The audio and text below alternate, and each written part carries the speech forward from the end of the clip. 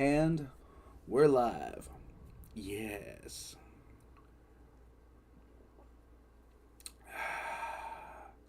Yeah. So, ever since yesterday, I got introduced to Voldemort as an angry chaplain who is, very upset about pineapple on pizza. Um, it has become my spirit animal. I must watch it continuously. I just don't know what's wrong with me. Um, there are several of my exes out there with I'd love to give you a list. In any case, how is everybody doing today? The I've made the prayers, I burned the incense. I even pet the dog and rub Volcana against the modem. So, um I hope everybody's doing good today. I am got a lot of really good things happening right now.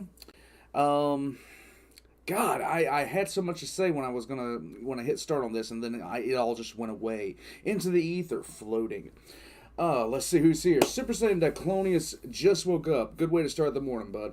Hey, Pedro, what's going on? Friendly Wallflower, yes. Aquila, Chris K. It's 2 in the morning. Why do you do this to me? Because I'm an evil bastard. I'm sorry. Master of Mistakes is here. Zigmarks is here. Volcana would eat the modem. Yeah, she would. She really would. What's up, Richard? I hope today goes better than yesterday. I went ahead and edited it down, uploaded it. I'm only going to stay alive. Ronnie, I'm only going to live for about 80 more years if I stay healthy. Aren't we all? Let's see. Yes, pray to the God Emperor, pray to the Omnisci if you're of that inclination. If you're a Tau, just, go. Anyhow, where do you live where it's 2 o'clock in the morning, bud? Chris K., I must know this. I must know this at this point. Because that would be... It's not... Is it Australia, maybe? Maybe Australia? I don't know. Okay, so I'm going to wait a little bit for people to be able to come in. Just as my own talking kind of lags in between what I am doing now and what you guys see, basically the same thing applies. Queensland. Oh, okay. All right. Same thing applies. I don't see how many people are in here for almost a minute. Deathcore Trooper is here. Now we can start. The train is not yet here. I just got to believe in the wall. No, Zigmarks. I do not have to believe in the wall. But I am wearing my Orky Decision Fingy shirt today. And so, yeah. Rumi, you in England or somewhere in the EU, bud?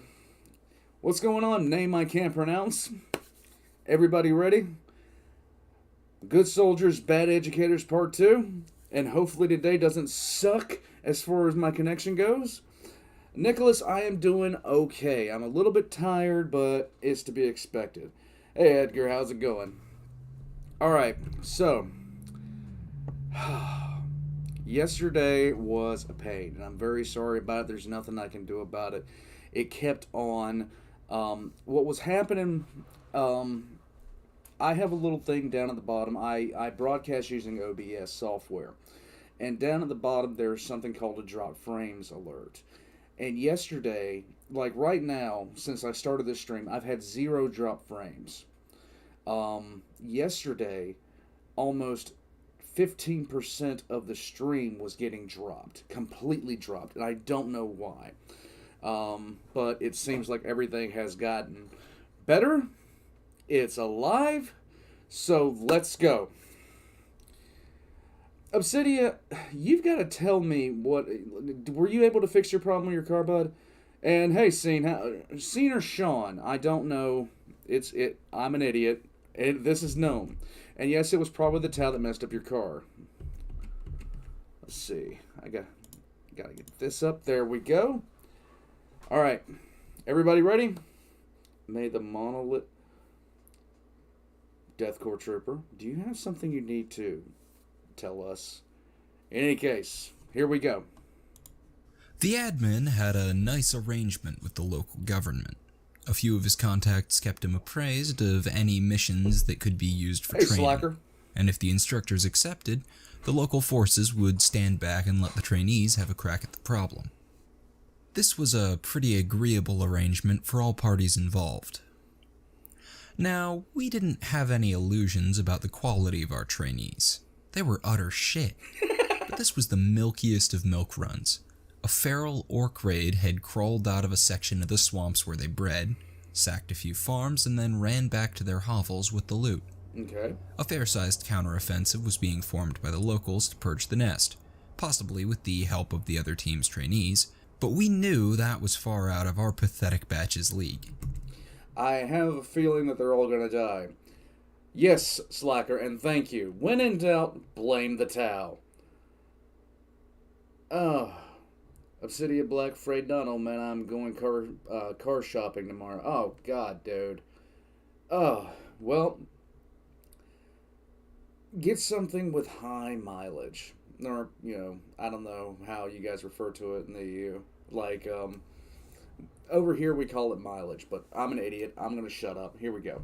Instead, we had our eyes on one of the sacked farms, where a few struggling Gretchen and Squigs were still wandering around.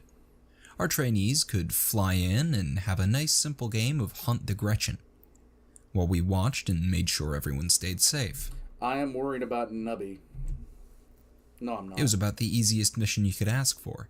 Hell, a grocery run in a lower hive hab block was more dangerous. These were feral Gretchen and completely ordinary Squigs. Oh, good God. They were weak, stupid, cowardly, and armed with nothing but knives and pointy sticks. Our trainees would be armed with high-quality ranged weapons, and they could just slowly sweep the area, gunning down the little buggers before they even got close. We put together a clean and simple plan of attack, made sure everyone understood their role, and even checked their weapons for them. There was no way that anything could go wrong. Those are famous last words. The op was practically foolproof. We would have trusted it to a bunch of kids with slingshots.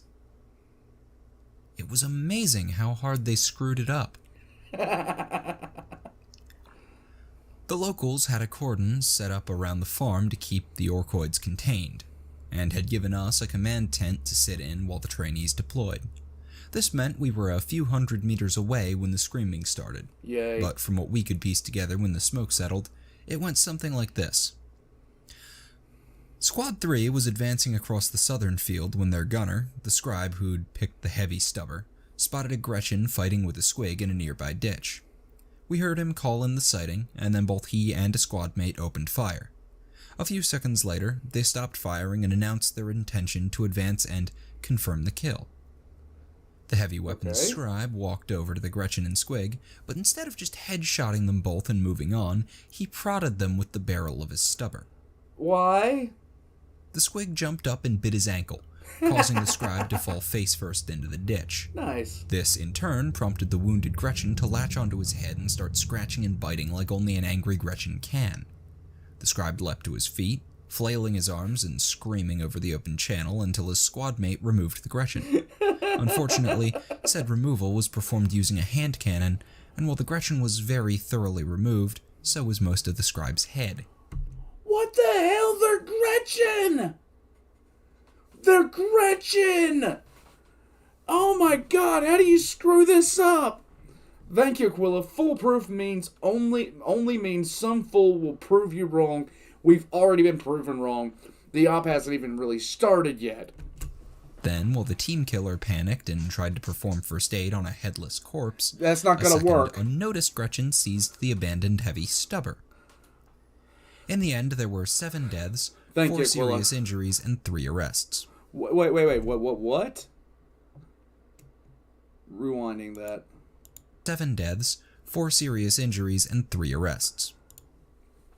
7 deaths, 4 serious injuries, 3 arrests. Against Gretchen and Squigs. Of the 7 deaths, only 3 were directly caused by the Greenskins. Oh the first my was God. the team killer, who was gunned down by the Gretchen with the stubber. Okay. Another pair of Gretchen accounted for a cleric who had a little too much faith in the Emperor's protection and too little sense to run when his gun ran dry. The final one was a scribe who dove for cover in a mulch pit, which was already occupied by a half-dozen squigs. As for the others, Oh my good God. old-fashioned friendly fire took down the poor PDF trooper who killed the Gretchen with the stubber, as well as the scribe whose death started the whole mess. The last two deaths were commissar-related. Most of the stubber-armed Gretchen's fire had been directed at Squad 5. The xenos' poorly aimed shots probably hadn't come anywhere near actually hitting them, but the tracers flying overhead were enough to spook the two scribes in the squad. The two nerds ran for it, ignoring the orders and accusations of cowardice coming from the cadet commissar in charge of their squad. Enraged by this blatant cowardice and disregard for his authority, the commissar drew his sidearm and placed 3 rounds through one of the scribes' backs and drew a bead on the other. Before he could get the shot off, though, a stray round, which neither the criminal or PDF trooper in his squad saw the source of, took him in the head.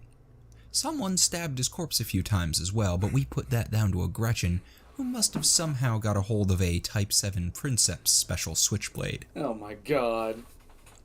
As far as injuries went, the worst one was a cleric who got badly... As a cadet commissar, you are not allowed to perform battlefield executions. You're not allowed. Burned when he used his flamer inside an enclosed space. An enclosed space that just so happened to be made of wood and filled with hay. Aside from that, 2 trainees were badly hit by stray shots, and a scribe broke both of his legs when he tried to take cover in what proved to be a very deep and very dry well. There were a few dozen lesser injuries spread across the whole group, but those were the only really nasty ones. What? All in all, we lost 11 men, nearly a quarter of our trainees, but that wasn't the end of it. We'd provided all the trainees with comm beads, figuring that good communication would help prevent screw-ups. None of us had thought to limit what frequencies they could transmit on. One of the panicking scribes had decided the situation was foobar and called for backup. This by itself wasn't a bad thing. Hell, we were the ones who taught them to do it. Calling for help when shit got tough was a nice, sane reaction, and we all endorsed it. But not over the emergency channel that everyone within 50 clicks was linked to. Oh my God. As our squad mopped up the few surviving greenskins and Doc started triaging the wounded, the cavalry arrived. Several platoons of local PDF, a pair of chimeras, and a half-dozen flyers descended on the farm, all of them intent on rescuing our trainees from some sort of surprise attack by the orcs. We just barely managed to prevent another round of friendly fire. Uh-huh. The reinforcements did help Doc treat the wounded and might have saved a few lives, but it was just about the most embarrassing moment in our careers. Oh my Sarge God. was vibrating between incandescent rage and horrible shame as he talked to officer after officer, thanking them for the help and assuring them that the situation was under control. Doc kept himself busy with the wounded and avoided talking to anyone, while Twitch and Cutter collected all the surviving trainees. They're Nutty just Gretchen. vanished. He tended to do that when people started asking awkward questions. Yeah, no The shit. cherry on top of everything was when another group of flyers landed and the other training teams stepped out with their spiffy-looking recruits in tow. They looked over the dead and wounded, asked a few of our trainees what had happened, then walked over to where Sarge was negotiating the release of 3 trainees who attempted to appropriate a chimera and desert. Wow. Words were had. None of us were strangers to the odd reaming. It was just part of being a guardsman. In a way, people yelling at you is almost comforting. It's around by everyone else while you hold their asses up. Yeah. Any of us could stoic our way through a dressing down without blinking. This one crawled in Oh, private come for on. mistakes made by you and... What is going on?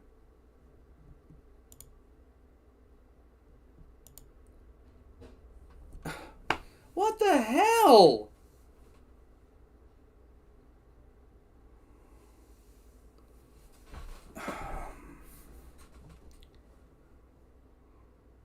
Babe.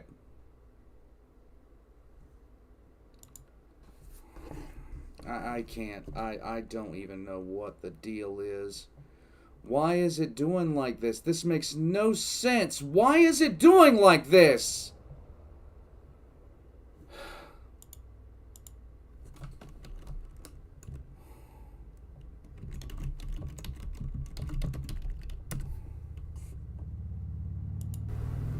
What? Okay. Let me try to exit out of this. I just don't know. This is making no sense whatsoever. Why am I having such huge problems right now?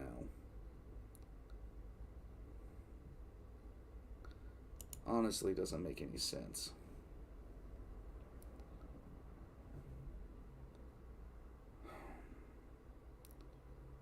Okay. It keeps on dropping and dropping and dropping frames. I don't understand why. Okay. I'm gonna try to restart this. I don't know why, but here we go. Oh my god. Really? Okay, it looks like it came under control. I don't know what's going on with this. It just seems so strange to me. I've never had problems up until now. I've never had a problem up until now. All right, here we go. And your men. It's quite another thing to be berated by a group of your colleagues in front of your subordinates and allies for every damned screw-up since the Emperor decided that Horus would make a good war master. 1 second, They even guys. had the trainees chime in, One whining second, about guys. unfair 1 second, guys. I'm gonna check something here. Just give me 1 second, and I go boom, boom, boom, boom.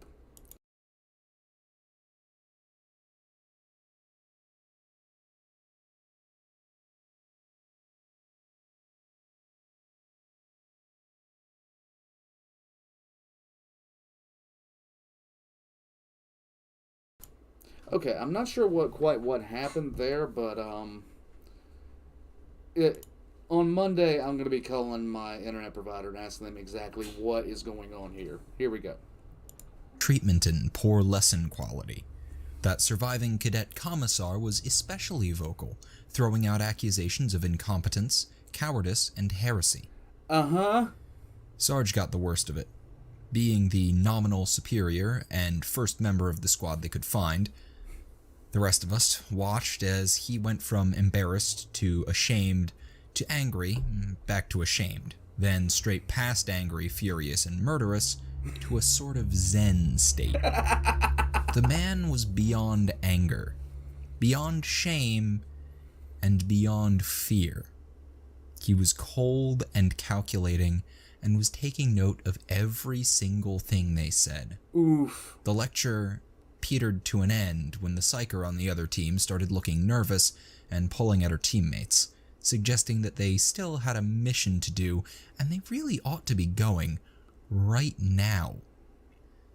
The other team got back into the gunships and flew away. Twitch asked if he should hit his detonators before they got out of range. Sarge just shook his head. We gathered everyone up and headed back to base. Twitch There is was my no talking spirit, during the I flight swear or to when we God. landed. No reprimands, no lectures, no punishments, just directions to get some sleep. That night, we reevaluated our lesson plans. This would not happen again.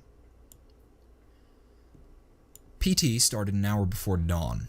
Anyone who didn't get up was dumped out of bed, tied Nice. by the leg to a servitor, and dragged out onto the field. There you go. There were no separate groups this time. Everyone was doing the same drills we'd done as snot-nosed recruits. If you complained, you'd got a licking from Sarge or Cutter. And Nice. if you collapsed, you got a stim shot from Doc or were left where you fell. If we thought you were malingering, Nubby would go over and give you a few kicks. And ever since he got those augmetic legs, Nubby could really put the boot in. I like the sound of them actually tearing into these recruits because oh my God, if there was a commissar embedded with that PDF unit, they would have probably been shot for dereliction.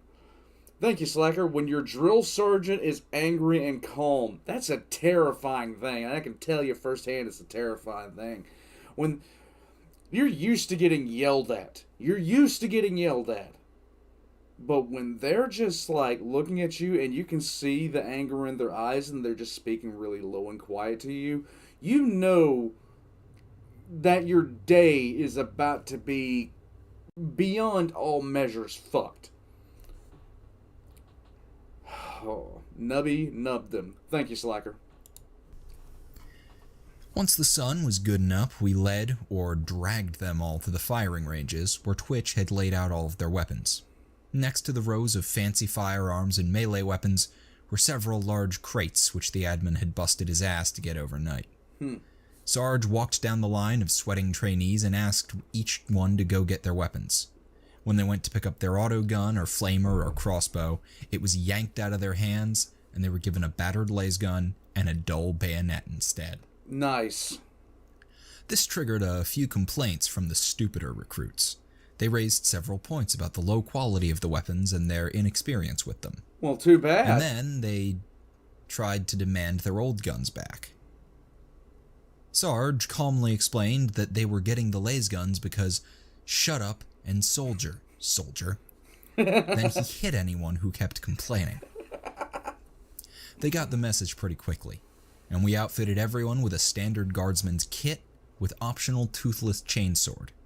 Well, almost everyone. The remaining cadet commissar refused.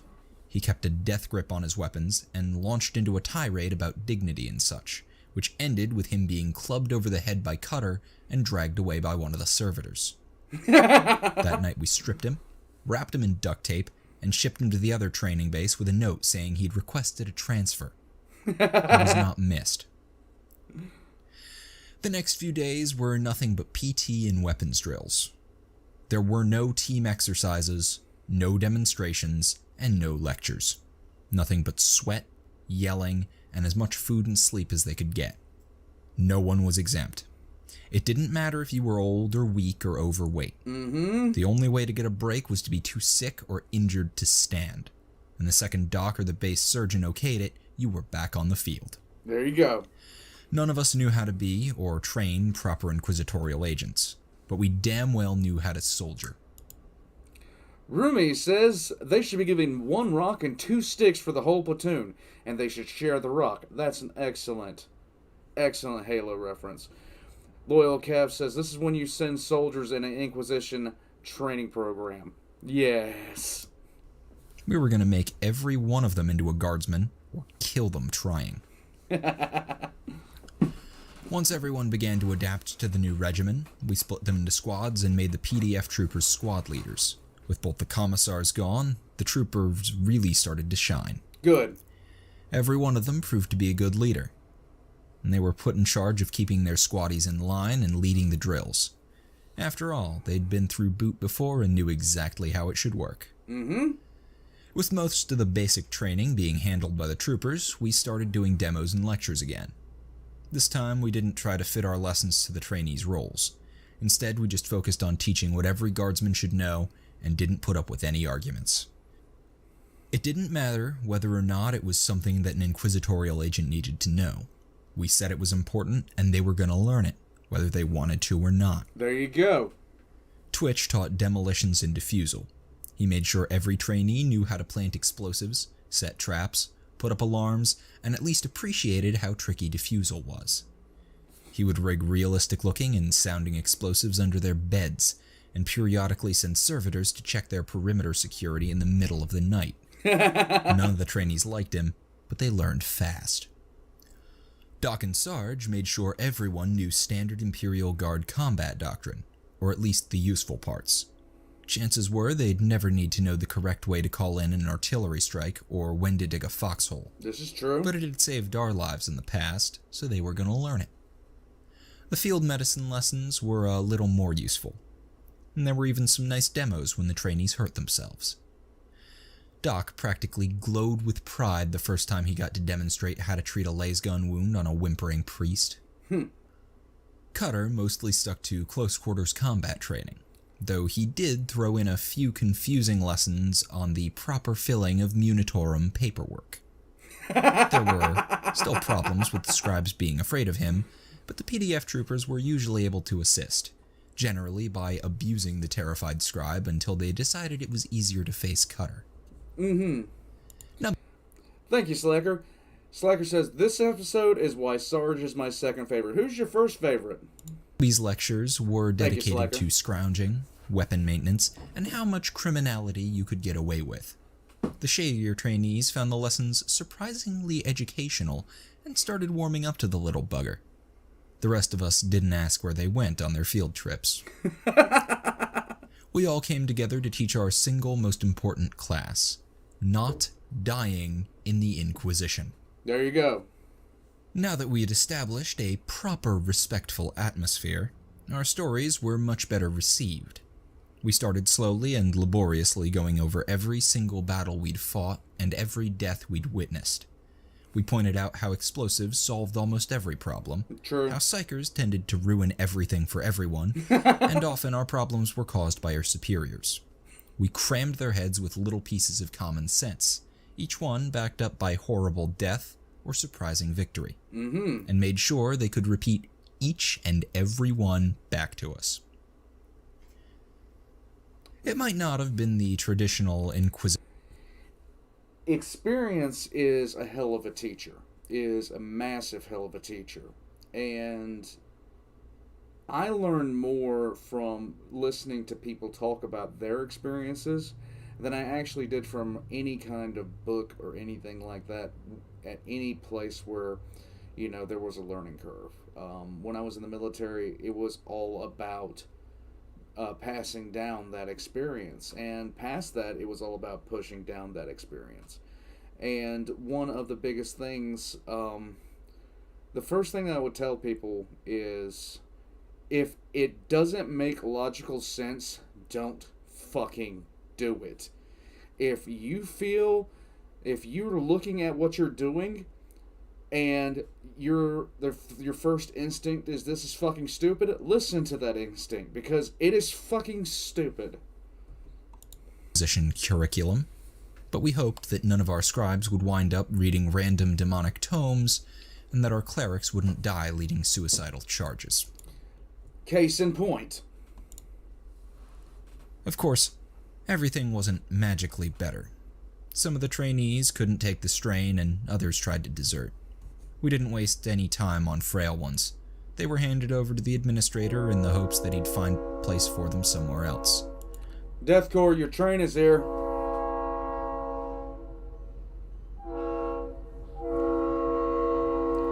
Load up the Death Corps troopers. Kriegsman, step forward. Let this thing go by. I swear, this is the second time that I've lived this close to a railroad. The first one was actually worse because it always came through at 3 o'clock in the morning. The deserters were retrieved and fitted with a good old-fashioned penal legion collars for a few days while we explained how preferable death was to angering the bloody Inquisition. After that was fully explained, we removed the collars and offered them another chance to run. There were no takers. Finally, there were a few recruits who were just so abysmally bad with their weapons that we just gave up on them. There's only so much you can do for someone who hits themselves more consistently than their target. Anyway, I'm not going to ask. between the incompetents, the wounded, and the unfit, we lost another 8 trainees before we started doing exercises again. But the ones who could hack it performed much better than they had before. We ran them through the usual guard training drills, complete with pig guts and razor wire. Nice. Everyone hated it, and even the PDF troopers complained about the stupidity of learning trench warfare as an Inquisitorial agent. Hey. But they still went through the exercises, and that's all we cared about. We kept making the drills worse and worse, with Twitch adding dozens of little surprises, Doc and the base cogboys transforming the servitors into horrible monstrosities, and Nubby bellowing horribly retarded orders at them while they drilled. They bitched, they moaned, and they began to really hate our guts. But that hatred was the final ingredient they needed to really bring them together. When we started the competitive exercises again, they actually worked like teams. The scribes were still the weak link in most squads, but their squad mates and leaders began to actually work to support them, instead of ignoring or mocking them. They were doing damn well, but we didn't let them get overconfident. If a team was kicking too much ass, we'd enter the exercise ourselves and show them how it was really done. After a few months of grueling training, things were definitely starting to shape up, and we began to think about other projects. None of us, except maybe Cutter, had forgotten the way the other team had lectured us in front of everyone. It might have been justified, and we couldn't deny that it had been what really kicked us into gear, but they'd crossed several lines, and we felt a little revenge was called for. Nothing too bad, mind you. After all, the training had to continue. Just enough to put them in their place. Maybe boost our trainees' morale a little. Now, anyone can hatch a revenge plot, but it takes a special type of person to come up with one that perfectly balances nefariousness, aggravation, embarrassment, and quasi-legality. Specifically, you need someone with a complete lack of scruples, a penchant for antagonizing behavior, and what might be called a criminal mind. Which is to say, someone like Nubby Nubs. Of course, we didn't just let him plan it all himself. We'd learned that lesson. But he had a few very interesting ideas which served as the basis for our plot. The admin was asked to keep an eye out for a few things that might fit the bill, and before long we got lucky. A handful of carefully worded messages were sent, some palms were greased, and a few interesting rumors were started. Soon, both Inquisitorial training teams were informed that some mass disappearances were happening in the slums of one of the planet's major cities. This was the perfect opportunity for the trainees to test their investigative skills. We suspended our drills, called in some flyers, and got the trainees disguised as harmless civilians, which is to say that we told them to leave their helmets behind and throw coats over their flak armor. There you go. Once their cunning disguises were in place, Sarge gathered everyone up and informed them of the situation. He explained what we'd heard and who we'd heard it from, and then asked them to remember the first rule of being a guardsman. Of course, there are a few first rules of being a guardsman, and there was a little confusion about which one Sarge meant. Don't do anything fucking stupid. It wasn't the gun is always loaded, stay the fuck in cover, or if at first you don't succeed, call in an airstrike. And it definitely wasn't, it's not stealing if they're not from your unit and they didn't really need it. Nubby got a hard look from Sarge after that one. With a weary sigh, Sarge explained that the first rule of being a guardsman in the Inquisition is, if the job looks hard, make sure you actually have to do it first. None of the trainees seemed impressed with this piece of wisdom. At least, not until the rest of us volunteered some reasons why these disappearances might not be their problem. Then, because subtlety is completely overrated, we also suggested a few things that could be done with their time in the city, if this turned out to be someone else's problem. That got them thinking. As everyone boarded the flyers, we heard the squad leaders talking. They were already brainstorming who they could dump this mess on, and what to do with their R&R afterwards. There you go. Bless their weaselly little hearts. There was no point messing around with subtle entrances. We just landed in the largest police barricade, blatantly flashed our credentials, and turned things over to the trainees. We watched, tears in our eyes, as they practically marched onto the scene, looking exactly like a bunch of guardsmen trying unsuccessfully to look like cities. They were growing up so fast. Aww. The squads split up and stomped around the cordoned area with a complete lack of subtlety, loudly asking questions about whether there were any evil cults, demons, or mutants around. There you go. If you knew where to look, you could see the other team's cleverly disguised or concealed trainees, staring with their mouths open. Within minutes, one of their instructors appeared out of the shadows and asked us just what in the Emperor's name we thought we were doing here.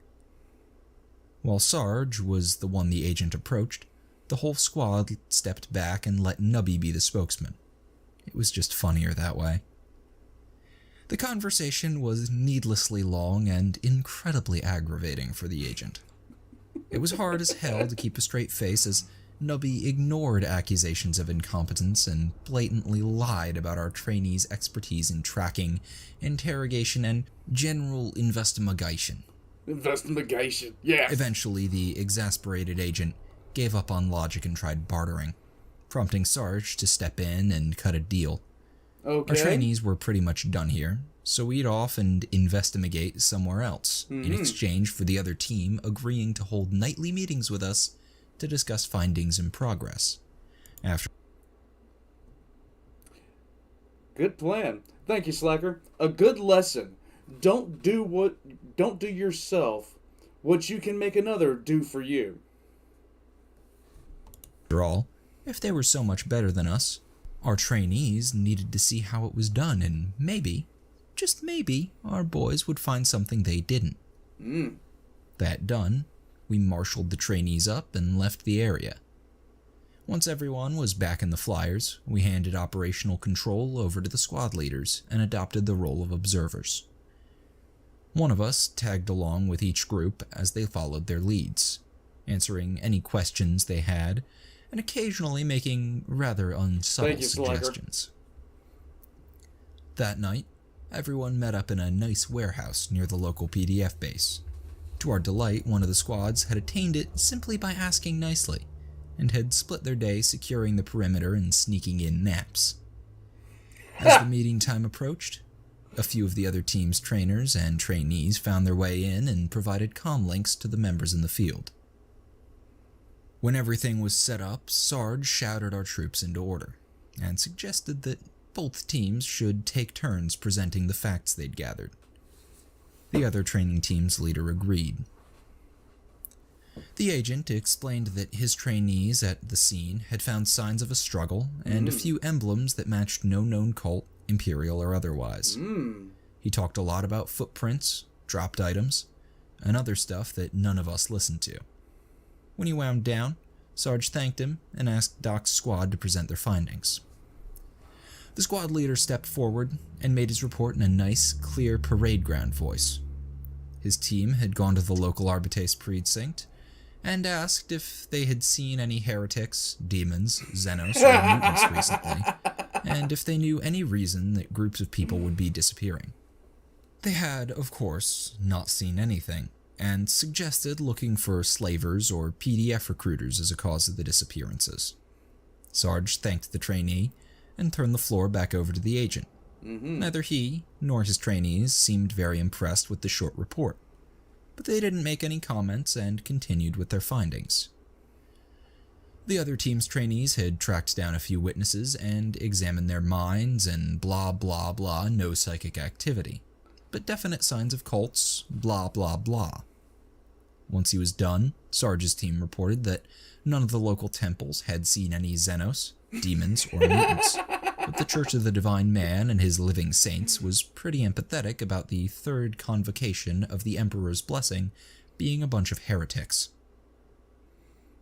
Okay. They had also suggested that the large disappearances were a sign of imminent rapture, or that the Mechanicus was making an extra large batch of servitors. By then, the agent was getting a little frustrated, and had obviously noticed how little attention most of our trainees paid to his team's findings. Though we were at least making sure none of them fell asleep. There you go. One of his trainees gave an exceedingly boring report about surveillance records and people wearing matching robes, which is, of course, a classic sign of cultists. Some of our trainees snickered at this. Dead giveaway. Twitch's team had chatted with the local PDF before securing the warehouse we were in, and verified that they hadn't seen anything weird. The PDF had also implied that maybe all of the disappearing people had just suddenly decided to move to a different city, and it probably wasn't anything sinister. Yes. At this point, the agent and his trainees began to raise objections about the quality of our investigation. They seemed to think that all we were doing was just asking random people if anything was wrong, then accepting whatever they said. None of us saw anything wrong with this, though, so we just ignored their objections until they got on with their own reports. Yes. Another batch of the other team's trainees had done some snooping in the sewers and found a few underworld establishments with mixed success. Oh. But those that weren't waylaid by gangers had, of course, found more evidence of cultist activity. Be afraid. A short argument was triggered by a nameless wise-ass in the audience, pointing out that the agent and his trainees could probably find evidence of cultist activity in their breakfast cereal. Yeah. Thank you, Slacker. Slacker says, there is always some sort of cult on a planet. This is actually true. There is always, and forever a cult. If you have any, like, significant population cluster, there's going to be a cult on it. If you have a hive city that doesn't have a cult on it, play the lottery. Like, play it. Thank you, Slacker. The mood was not Dark. improved by Nubby's team helpfully confirming a sighting of one of the other trainees being worked over with a pipe wrench in the alley. They had thought about intervening, but didn't want to blow the man's cover. So instead, they asked the wrench wielder for directions to a notorious local bar and left the trainee to his super-secret mission. After that, they visited several local underworld leaders, verified that they hadn't seen anything fishy or perpetrated any mass kidnappings, and politely asked them to not actually kill anyone until the investigation was over. The criminals had suggested that the disappearances might have been caused by a press-ganging band from a navy or merchant vessel. Maybe. On the way out, they had spotted the battered trainee laying in a trash pile. Had generously paid a few children to drag him to a public Medicaid. Oh, good guys. The agent was starting to turn a funny shade of red now, and the report from Cutter's team was the final straw. They had gone to the local administratum headquarters, but couldn't get an appointment until tomorrow, and had decided to just call it a day. All of us were accused of horrible incompetence, astounding laziness, and quite a few other things. We bore these accusations like the stoic guardsmen that we were. But some of the trainees felt the need to respond by accusing the agent and his trainees of ridiculous paranoia. Sarge quieted them down and reminded them that paranoia wasn't always a bad thing, and pointed out how often twitches had saved our lives. Right. Being compared to Twitch did nothing to improve the agent's moods. And he stormed out with his trainees in tow. As he left, Doc ran out after him and apologized for our behavior and lack of useful findings. This might have mollified the agent, but Doc followed it with an assurance that everything would be sorted out when we got our appointment with the administratum. Once they were gone, This is trolling. everyone broke into laughter. Our trainees weren't stupid. They'd realized that we were playing with a stacked deck long ago. It had become the game. The stupider they thought we were, and the more time they spent chasing imaginary cultists, the funnier it would be when we proved them wrong. We went to sleep proud of our trainees. Oh, there's we were going to be a adopting cult. the proper cynical guard outlook surprisingly fast. There's going to be a cult. In the morning, we all went down to the administratum for the meeting. Most of the trainees were left outside, but Cutter's squad went in and we sat down and watched as they went through the questions. The head scribe assured us that there were no heretics, demons, or xenos around, and only a small number of minor mutants, according to the last census. As far as the disappearances went, they didn't know anything about slavers, and neither the PDF nor Mechanicus had filed for a recruitment sweep. However, a rogue trader with a permit to press gang had been cleared to operate in that area. Okay. And now that the scribe looked at it, there'd been a bit of a bureaucratic mix-up. Apparently, a key piece of paperwork had been misfiled during press ganging application process, and the local authorities hadn't been properly informed. So it was all just a misunderstanding. Imagine that. Someone just needed to get the press ganging crew to fill out the paperwork again, as well as deliver a new batch of identification badges to them. Since they'd somehow been issued... I'm waiting for this to all go to hell.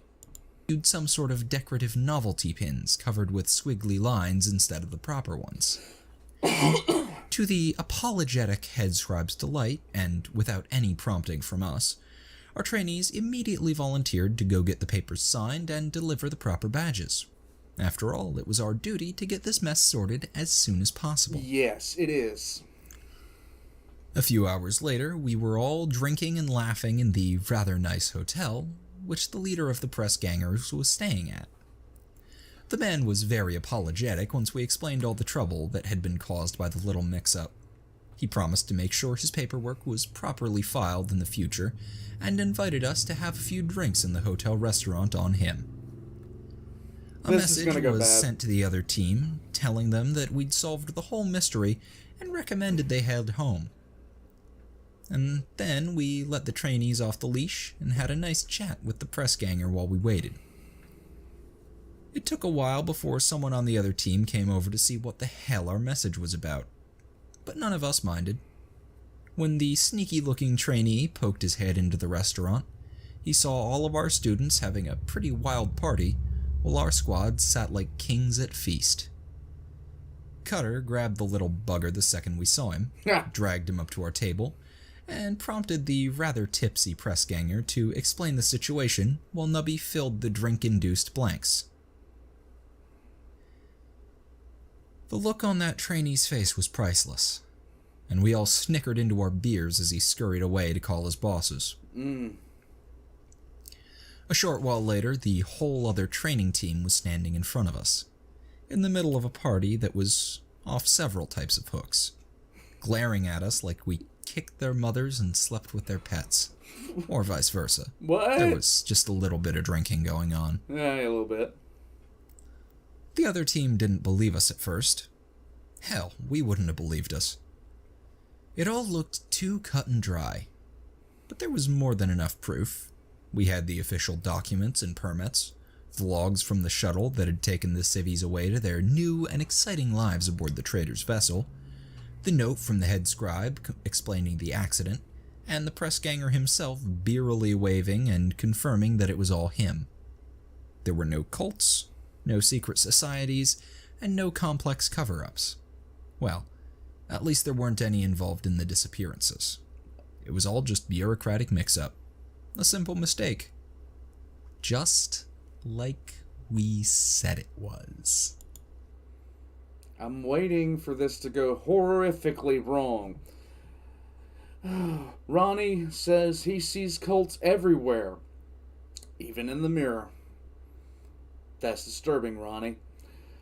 Loyal Cat says, wherever there will be followers, there will be cults.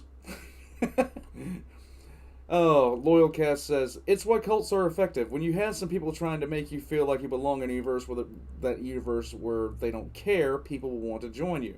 Yes, yes. It was glorious watching their faces as it sank in, seeing them go from disbelief to anger to utter disgust. We didn't gloat too much. There's such a thing as winning gracefully, but some of the inebriated trainees were a little less restrained. No, I doubt it. They might have made some very unpleasant enemies if the party's designated thinkers hadn't hauled them away in time.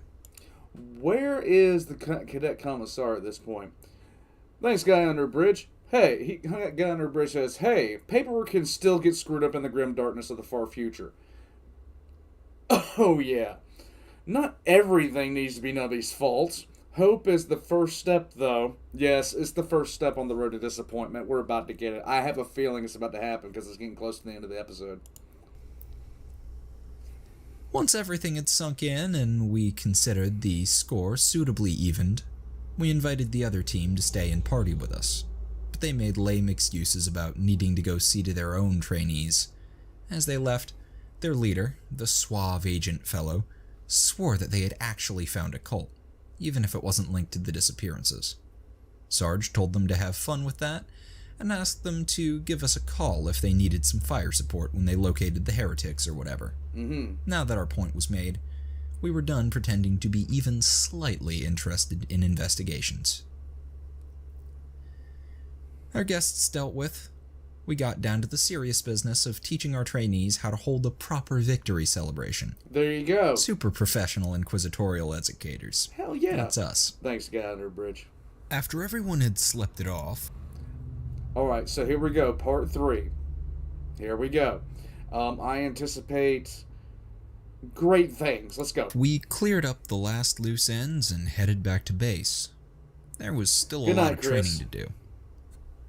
In our opinion, we'd made proper trainee guardsmen out of the lot of them, and it was time to start polishing. X is in the chat to say goodnight to Chris. We began to work heavy weapons and explosive drills into the schedule, along with a few more specialized classes for the scribes and priests. We had the base staff act as guest lecturers, talking about more or less anything that was nerdy and Inquisition related.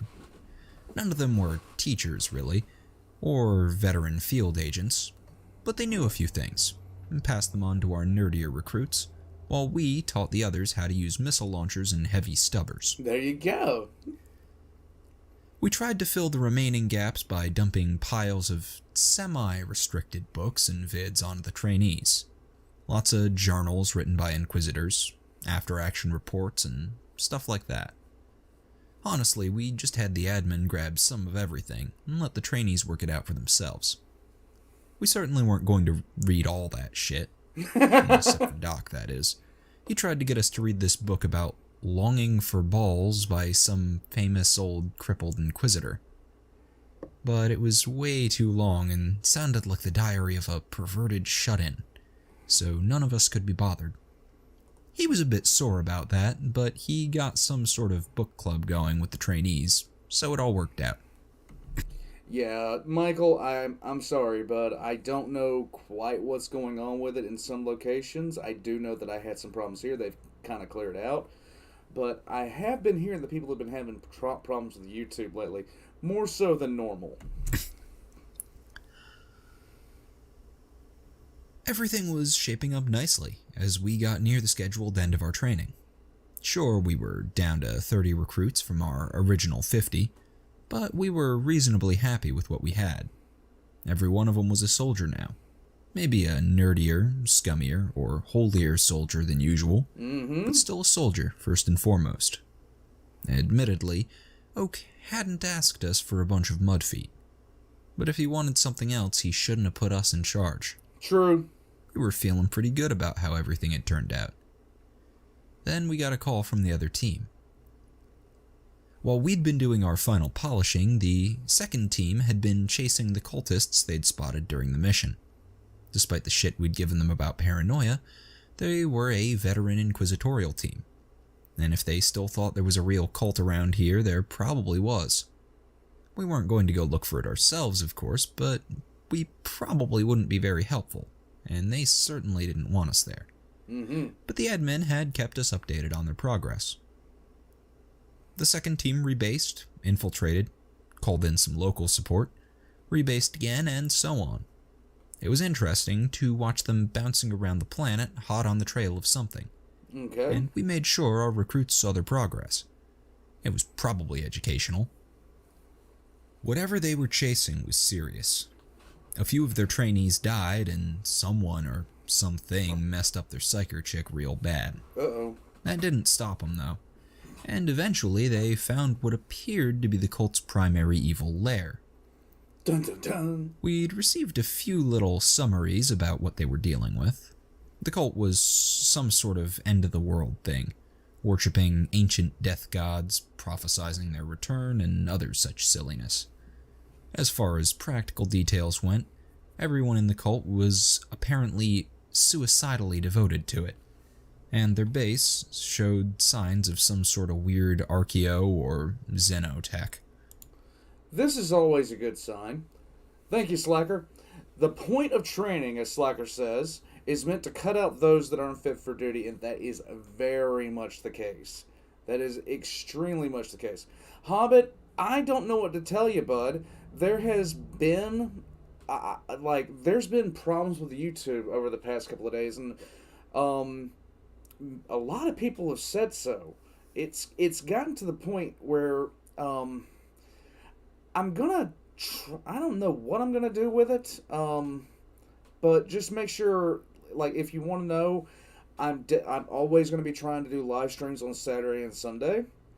So just check the Discord, and I'll put something in as soon as I get ready to go. Thank you, Slacker. Aquila says, thank you, Aquila. There is no such thing as too much paranoia for Inquisitors. However, there is such a thing as a lack of common sense, usually ends in exterminatus. This is extremely true. So I'm just rereading Xenos, the first Eisenhorn novel. I actually finished it last night. And there is one Inquisitor in there that is legitimately so just over the top paranoid, it's not even funny. And he almost gets himself killed by the main character before failing to identify himself. He just breaks in the middle of the night. Thank you, Aquila. But at least their doctrine was decidedly anti-demon and psyker. While that last part was unquestionably good news, Yes. we found it a little unusual as well, since all the cultists we'd encountered were all about the warp stuff. Also, something had mentally mangled the psyker chick, which didn't track well with their supposed lack of warpy powers. Uh-huh. The cultist space didn't look too huge or well-armed, but it was a very weird cult. So the other team wanted the purge done by someone more experienced with spooky stuff than the locals. Mm-hmm. Ideally, they'd put out a call for reinforcements from Oak or some other Inquisitor, and then sit tight and observe the cult while waiting for backup to arrive.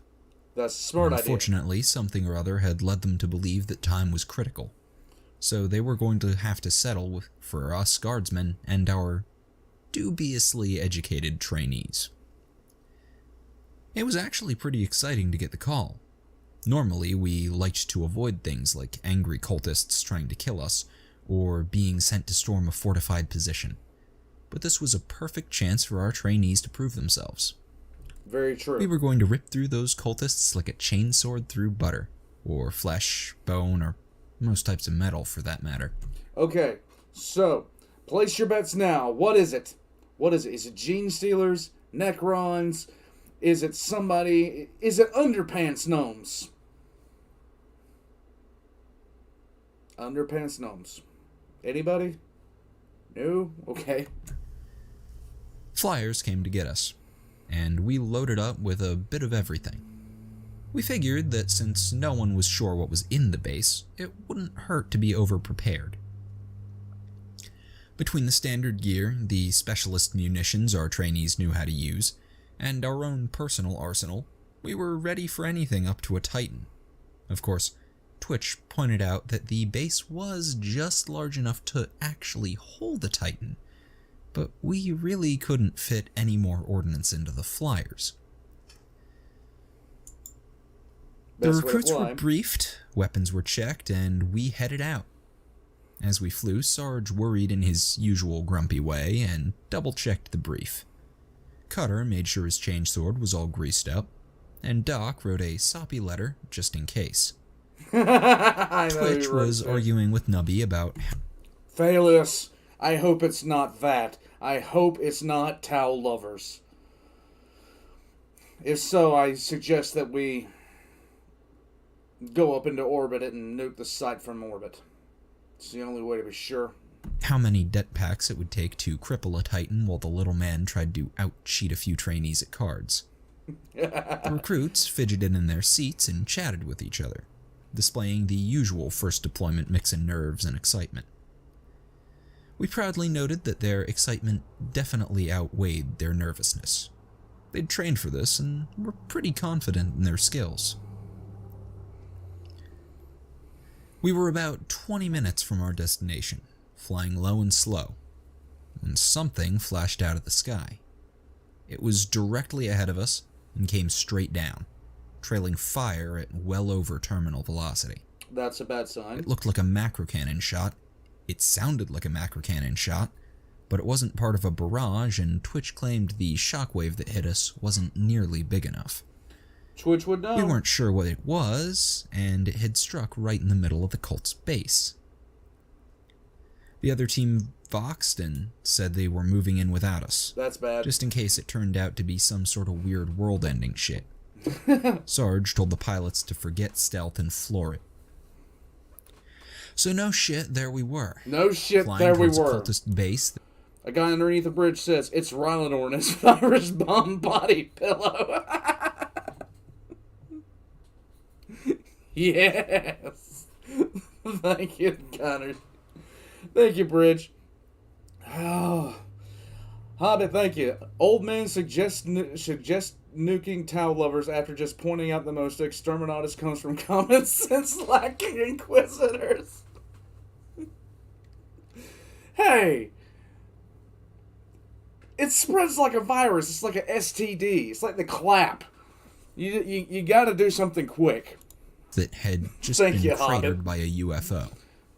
Nobody gets to point out my hypocrisy but me! Listening to the other team advance, and hoping against hope that this wasn't about to turn into a rescue mission. It is. We made it almost all the way there before the screaming started. Oh, God. A crude plan was formed as we landed. The other team had activated their locator beacon, and we were going to head right for it. Twitch would take a squad and secure the perimeter and flyers. Cutter would be on point with another squad. Doc's squad would cover our rear, and Sarge would lead the rest of the squads from the middle, with Nubby acting as aide. Nubby complained about the arrangement and was reminded that after the whole ship purchasing fiasco, he was banned from command until the Emperor stepped down from his throne and told Sarge otherwise. Yeah. The frequencies the other team had been using were a complete mess, filled with a few screams and lots of static. Something in here was screwing with comm signals, and their fancy low-profile models weren't punching through well. Ours were doing a bit better, but only the Voxcasters were getting through clearly. One of the recruits with a caster was put in charge of cycling through their frequencies and telling everyone to fall back to our positions. The cult's base was a sort of giant low bunker. It had only one entrance, a few side doors, which we left to Twitch, and a huge-ass hole in the roof that was probably not in the original design. No. The hole was slightly on fire and appeared to be glowing green, so we decided to go through the front door. There was a trainee from the other team lying in a few pieces just outside the main entrance. Oof. The first cultists we saw were in similar shape. The second, third, and fourth cultists we ran into were all alive, though. They were also nuttier than squirrel shit, and Nice. armed with automatic shotguns. That's bad. Luckily, Cutter's boys were pretty quick. Only one was injured before a few grenades solved the cultist problem. Grenades, After that scare, yes. we slowed down a little. There was no point in getting killed before we managed to rescue anyone. The recruits put their breach and clear training to good use.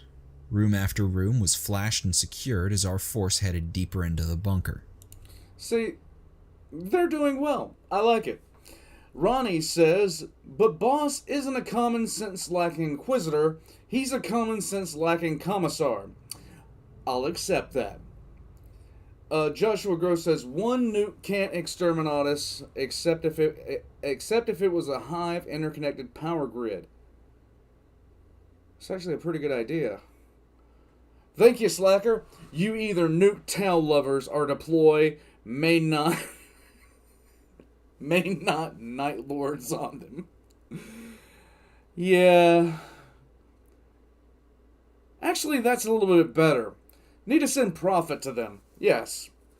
Glowing things are always evil, so says Ronnie. So say we all. Hobbit says, having fired an automatic shotgun before I can say I approve, but I wouldn't want it pointed at me. Yes. Namaya, welcome to the stream, bud. Welcome to the stream. We're watching a whole bunch of stupidity. Join us. We ran into a few more cultists, and Thank a you, lot more Slacker. corpses on our way. And while we didn't have any trouble with the hostiles, the bodies were a bit worrying.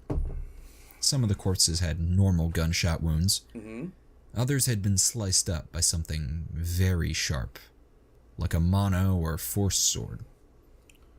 A few didn't have a mark on them. That's bad. Something here had been killing both friendlies and cultists, and was being damned weird about it.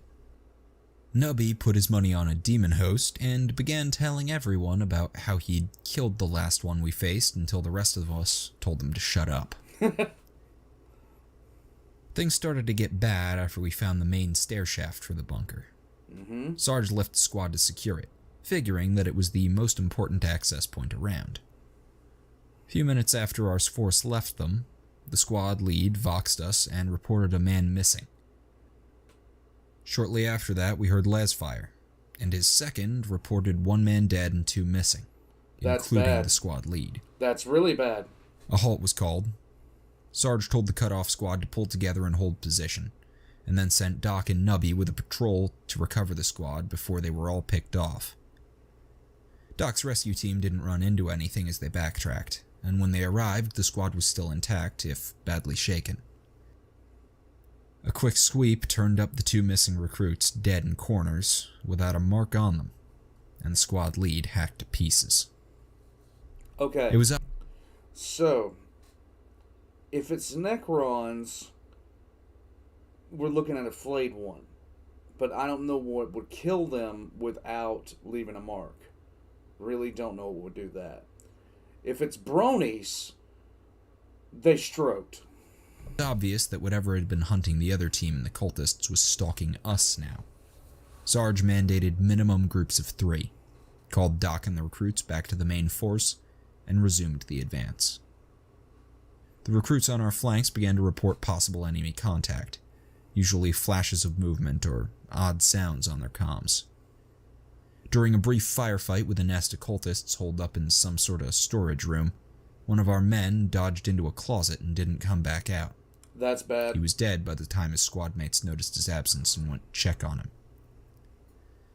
2 more trainees died this way, and a pair of recruits chased a fleeing enemy around a corner, only to find the cultist eviscerated and still twitching.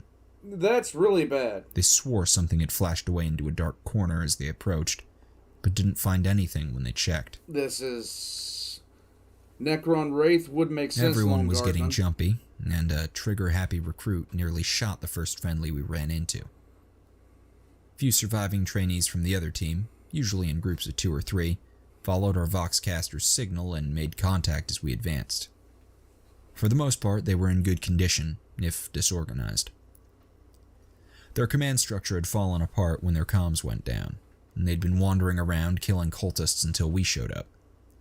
Sarge put them on the flanks to act as scouts, since they were stealthier than our boys. Not to mention a little more expendable. Yeah.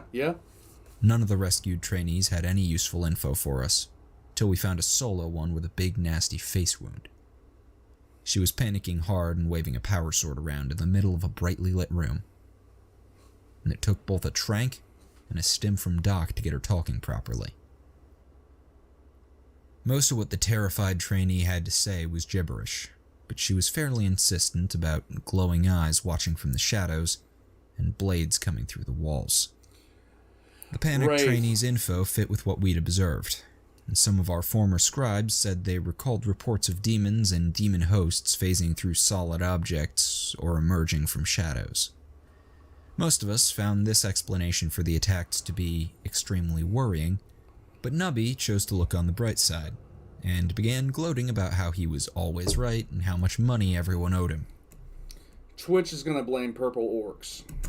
Sarge adjusted his standing orders to include staying away from walls and unlit areas, and then told Nubby to shut up and do something useful, such as figuring out a way to trap or kill whatever was stalking us. Nubby being Nubby, he immediately voxed Twitch and dumped the problem on the demolitions trooper. There you go. While he assumed an advisory role. That's not to say Nubby didn't do any of the work. Someone had to accurately relay what materials were available, remind Twitch that nuking the temple from orbit wasn't an option. Come on! Come on, it's the most logical thing right now. And either take credit or assign blame, depending on how the plan worked out. Anyway, between them they came up with a rather cruel but surprisingly effective solution. At their request, we began capturing a few cultists instead of killing them all. Nubby, with far too much enthusiasm, would tie them up, tape a short-fuse grenade into their hands, and pull the pin. Of course, a few immediately let go of the lever and blew themselves all over the room we left them in, but most held tight. As the advance continued, we heard the occasional explosion behind us, Nice. prompting Nubby to cackle, and Doc to complain that this was probably not something we should be teaching the trainees. Why not? It's the 41st millennium.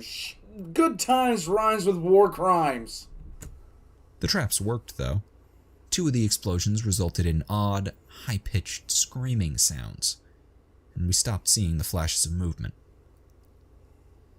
While Nubby was fooling around at the rear, Cutter's squad was starting to run ragged after so much time at the front.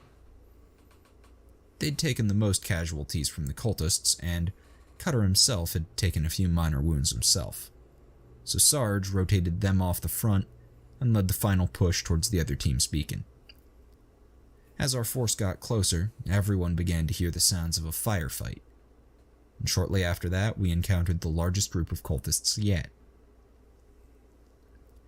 The cultists were trying to force their way into a large room and failing miserably. We took up positions, counted down, and at Sarge's signal, our boys hit him in the rear with a few grenades and a whole lot of lasfire. There you go. For once, the attack went just about perfectly, and we mopped the cultists up with only a few minor injuries on the part of our trainees. Once the last injured cultist had been executed, we rallied together and carefully made contact with what was left of the second team.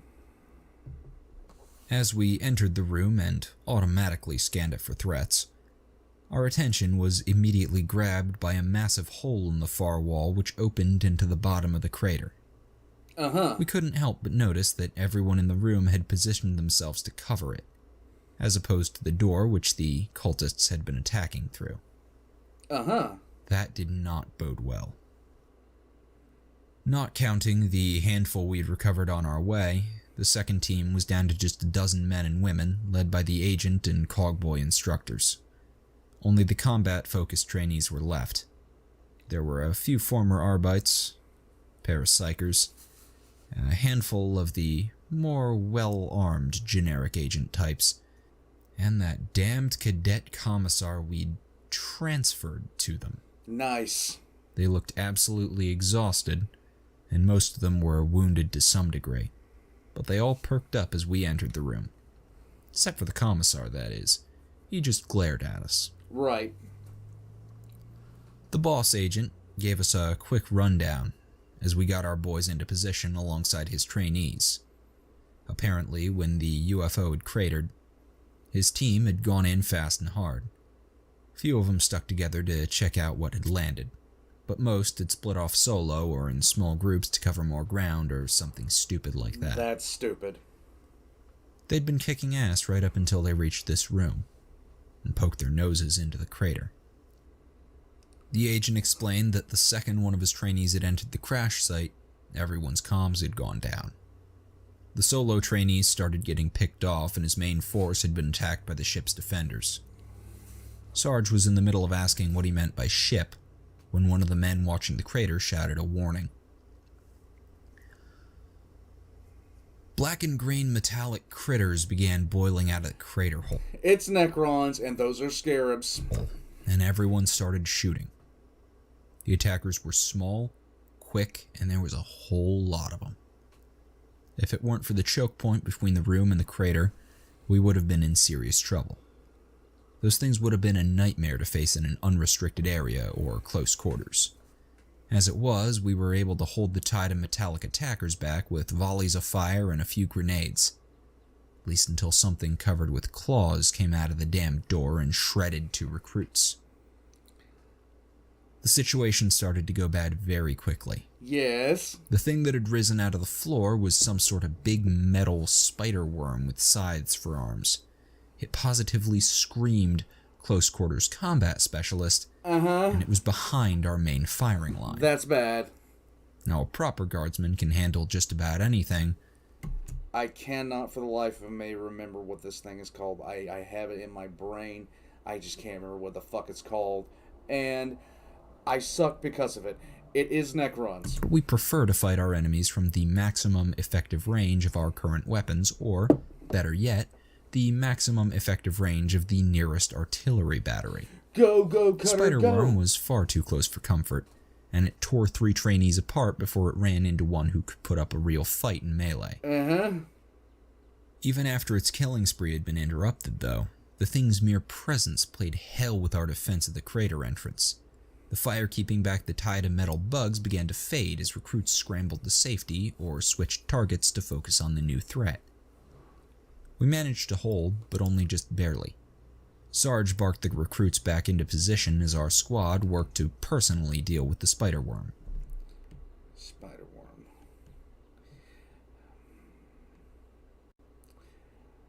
I'm trying to based off what was happening earlier, I'm thinking Wraith. I'm thinking a Wraith was hunting them down. But Spider Worm. Oh, okay. Yeah, it is okay, so it is a Wraith. It's just an odd way of, like, I just, for whatever reason, I can't grasp it in my head. Yeah, Wraith would be able to do all this. Cutter led the attack with the Commissar and Agent Instructor backing him up in melee, while the rest of us fanned out and hit the thing with our heavier lasguns. It was not an easy fight. No. The enemy was tough, fast, and attacks had a disturbing tendency to pass through it. Half the battle was just trying to line up our attacks so they didn't hit an ally on the other side if the thing phased out. True. To be honest, Cutter didn't really bother with that. He just depended on everyone else getting out of the way. Whatever the spider worm's claws were made of, it was a nightmare to defend against. The metallic creature's attacks sliced through armor like wet paper, and just phased through any attempts at parrying. Only some incredible dodges kept Cutter and our close quarters fighters alive long enough for us to figure out how to reliably hit the damn thing. Turned out the trick was to wait for the exact moment it struck, and then hit it with everything we had while it was temporarily solid. Unfortunately, this strategy required someone to very nearly take a hit for us to launch our attack. Cadet Commissar, But Cutter I was more choose than you. willing. A few well-timed volleys and a couple near-death experiences later, the spider worm collapsed in a sparking heap. Nice. Sergeant Nubby took stock of the situation while Cutter ignored both Doc and the Cogboys' protests and wildly chopped at the remains of the spider worm. A few trainees from both groups had died during the attack, mostly to the spider worm, but a few of the smaller metal bugs had gotten through and done some unpleasant things before they were smashed. Yeah. Ammo was getting low and we had a fair number of wounded, including Cutter, who finally collapsed after reducing what the Cogboy called a technological marvel to a pile of scrap metal. There you go. Good job, Cutter. A quick council of war was held with the other team filling us in. They believed that the hostiles were a type of xenos called necrons, and that the thing in the crater was one of their ships. Despite our general lack of proper inquisitorial education, the name rang a faint bell. Something about techno-magical powers, looking like skeletons, and refusing to die. That didn't seem quite... Yeah, it is. That is Necrons. Thank you, Hobbit. Heretical xeno-phasing cheaters. Yeah. Yeah. If you've played Dark Crusade, like, the Necrons are legit easy mode on that, no matter what you do. The Necrons are absolute easy mode. You don't have to worry about morale. If you've hit something that breaks your morale with Necrons, you didn't want to win it anyway. Thank you, Slacker. The age old. If you can't hit it, it can't hit you. Very true. Thank you, Slacker. Thank you, Hobbit. Cadet Commissar, use body shield. I love how you're treating the Cadet Commissar like a Pokemon at this point. Let's see. Cryptic Anon or Ishkar is working on it. What is this? Oh, okay. So it's a conversation. I'm an idiot. Master Ranger ABR says it's a Necron heretic cogboy. This is very true. And yes, Tyler, these are wall hacks. Right to us, since none of the enemies we'd fought had looked anything like skeletons, and the spider worm seemed pretty damn dead now that Cutter was finished with it. But the agent and cogboy seemed fairly certain, so we just went with it. Anyway, the ship in the crater was in surprisingly good condition, especially considering how it had arrived, which excited our better educated counterparts to no end. They said it was both an amazing opportunity for inquisitional research and a dire threat to the planet. Apparently, necrons were famous for their use of teleportation technology, which was rumored to have the range and power to bring in an entire army of ground troops from across the galaxy. Obtaining working samples of said tech for study was absurdly difficult, to say the least. So the agent and cogboy were all excited about a chance to loot the ship, but we were a little more concerned about the whole providing a gateway for an invading Xenos army. This is something to be concerned about. Our well-honed survival instincts were telling us to call the locals and have them bomb the entire temple until the ship was either blown to pieces or buried under a few thousand tons of rubble. And then bomb it some more just to be sure. Yes. The other team objected to this perfectly reasonable solution on the grounds that the Inquisition would consider an intact sample of Necron teleportation tech to be far more valuable than a mere planet. Stop doing stupid things! Unfortunately, they were able to back that incredibly stupid argument up with a less stupid one about how the Necrons might start teleporting in before the locals got their shit together. Lacking any reasonable counter-argument to that, we reluctantly agreed to head in and see if we couldn't deactivate the ship's teleporter thingy. Oh, this is a good Twitch was calmed, and we started getting ready for one hell of a breaching operation. While Twitch's squad came down with all the ordnance they could carry, Doc headed up with Cutter and the rest of the wounded. None of them were in shape for more fighting, and a few of our trainees would die if Doc didn't stick with them. Besides, Sarge wanted someone competent on the surface who could tell everyone what was happening and request backup. While the agent and cogboy were busy talking to Twitch, Sarge pulled Doc aside for one last order. Once the medic was on the surface, a quick call was to be made to a certain rogue trader who we were on good terms with, and hadn't left the system quite yet. Very nice. Honestly, we didn't have anything specific planned at that point. All we did was ask the trader to shift his orbit over our part of the planet. This ship just happened to have the biggest guns within a day's travel of the planet, and it felt reassuring to have them ready to annihilate the crashed ship if it started teleporting a Xenos army in. Once everyone had relocated and rearmed, we stepped out to the edge of the crater and began examining the ship. Our inspection was limited by the fact that we couldn't actually enter the crater without triggering another attack from the scarab things defending it, so all we could really determine was the ship looked weird as hell. Excellent observation. It was all crescent-shaped, covered in glowy green lines, and appeared to be made out of an unfamiliar-looking metal which the cogboy called necroderpis or something. Necroderpis. Weirdness aside, though, it was obviously a combat-capable void ship and had serious armor. Twitch could tell at a glance that no amount of jetpacks would get us through into the Xenos ship.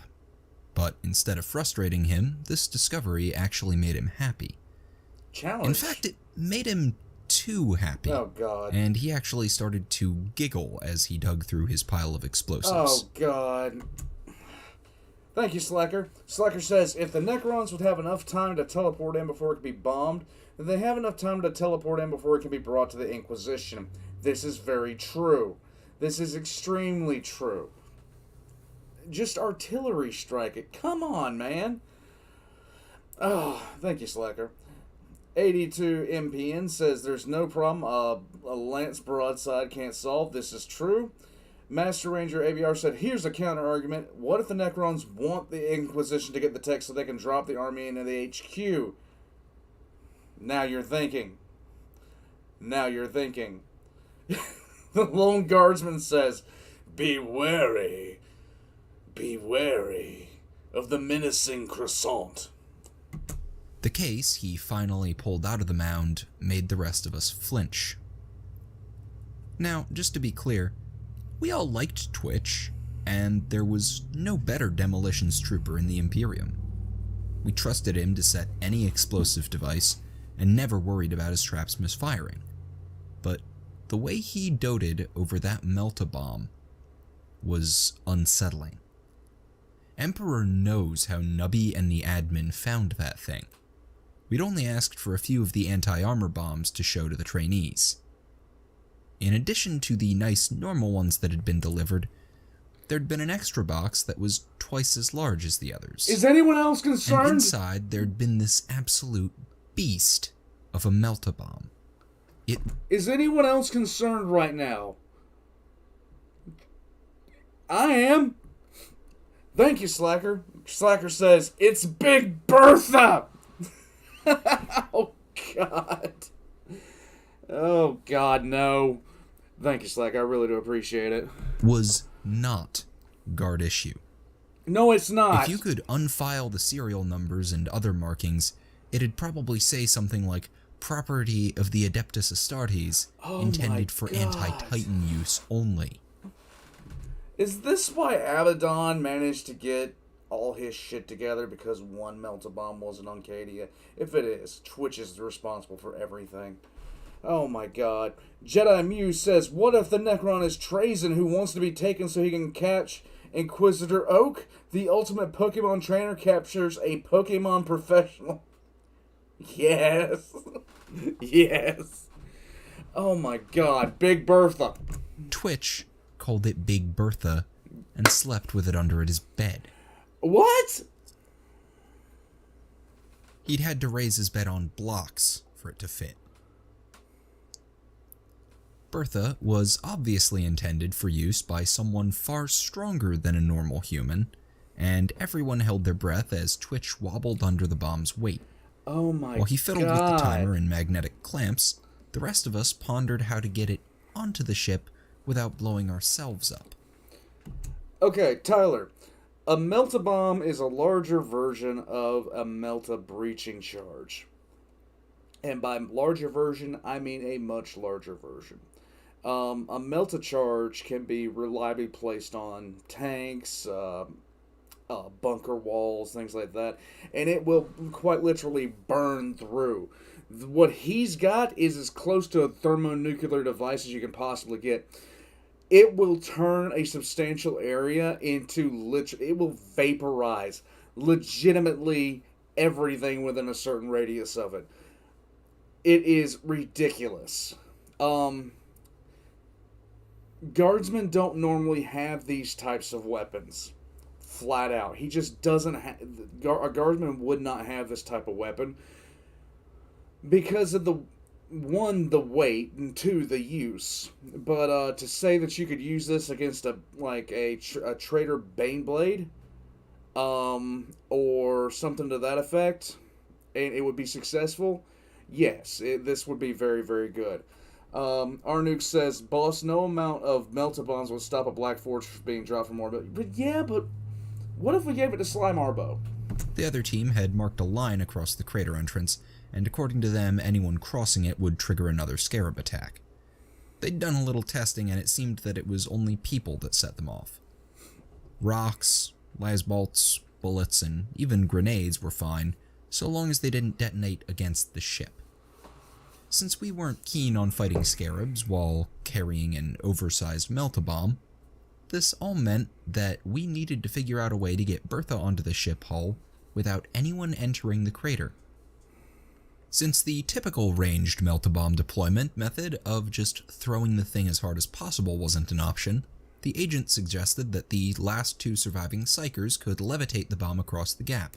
Oh, this is really gonna work out well. Thank you, Hobbit. Hey, we finally get to meet Twitch's wife. And a lovely hot lady she is. Sarge vetoed this on the grounds that it was an incredibly stupid idea, and was thankfully able to supply a far more reasonable solution. Nubby and a few recruits were sent to collect pipes and scrap metal, while Sarge regaled everyone with the tale of how we'd dealt with a similar problem involving a tentacle demon. By the time Twitch had the bomb ready, a long, ugly, and surprisingly sturdy pole had been constructed, and a fulcrum was set up on the edge of the line. Okay. Bertha was attached to the pole with her clamps facing forward, and with the help of several trainees, we slowly pushed the rod along the fulcrum. It was touch and go in a few spots, especially when a seam got stuck on the brace and nearly tipped it over. But we got it across and clamped to the hull without triggering an attack or blowing ourselves to little pieces. There you go. Once the breaching charge was in place, our trainees set up their heavy weapons, we finalized our attack plans, and everyone shielded their eyes as Twitch hit the detonator. Bertha was a melt-a-bomb, so her detonation wasn't the usual flash, bang, and shockwave of high explosives. Right. Instead, there was sort of a hissing, crackling sound, along with intense heat, blinding light, and a whole lot of smoke. Yeah. Which began to roil as scarabs swarmed through it. We responded by opening fire with our heavy weapons and just holding the triggers down until the smoke cleared and the scarabs stopped coming. The scarabs abandoned their attack without making it through the kill zone, and no more spider worms, which the cogboy testily informed us were called wraiths, appeared to back them up. Raid. Shadow Legends. Okay, I had to.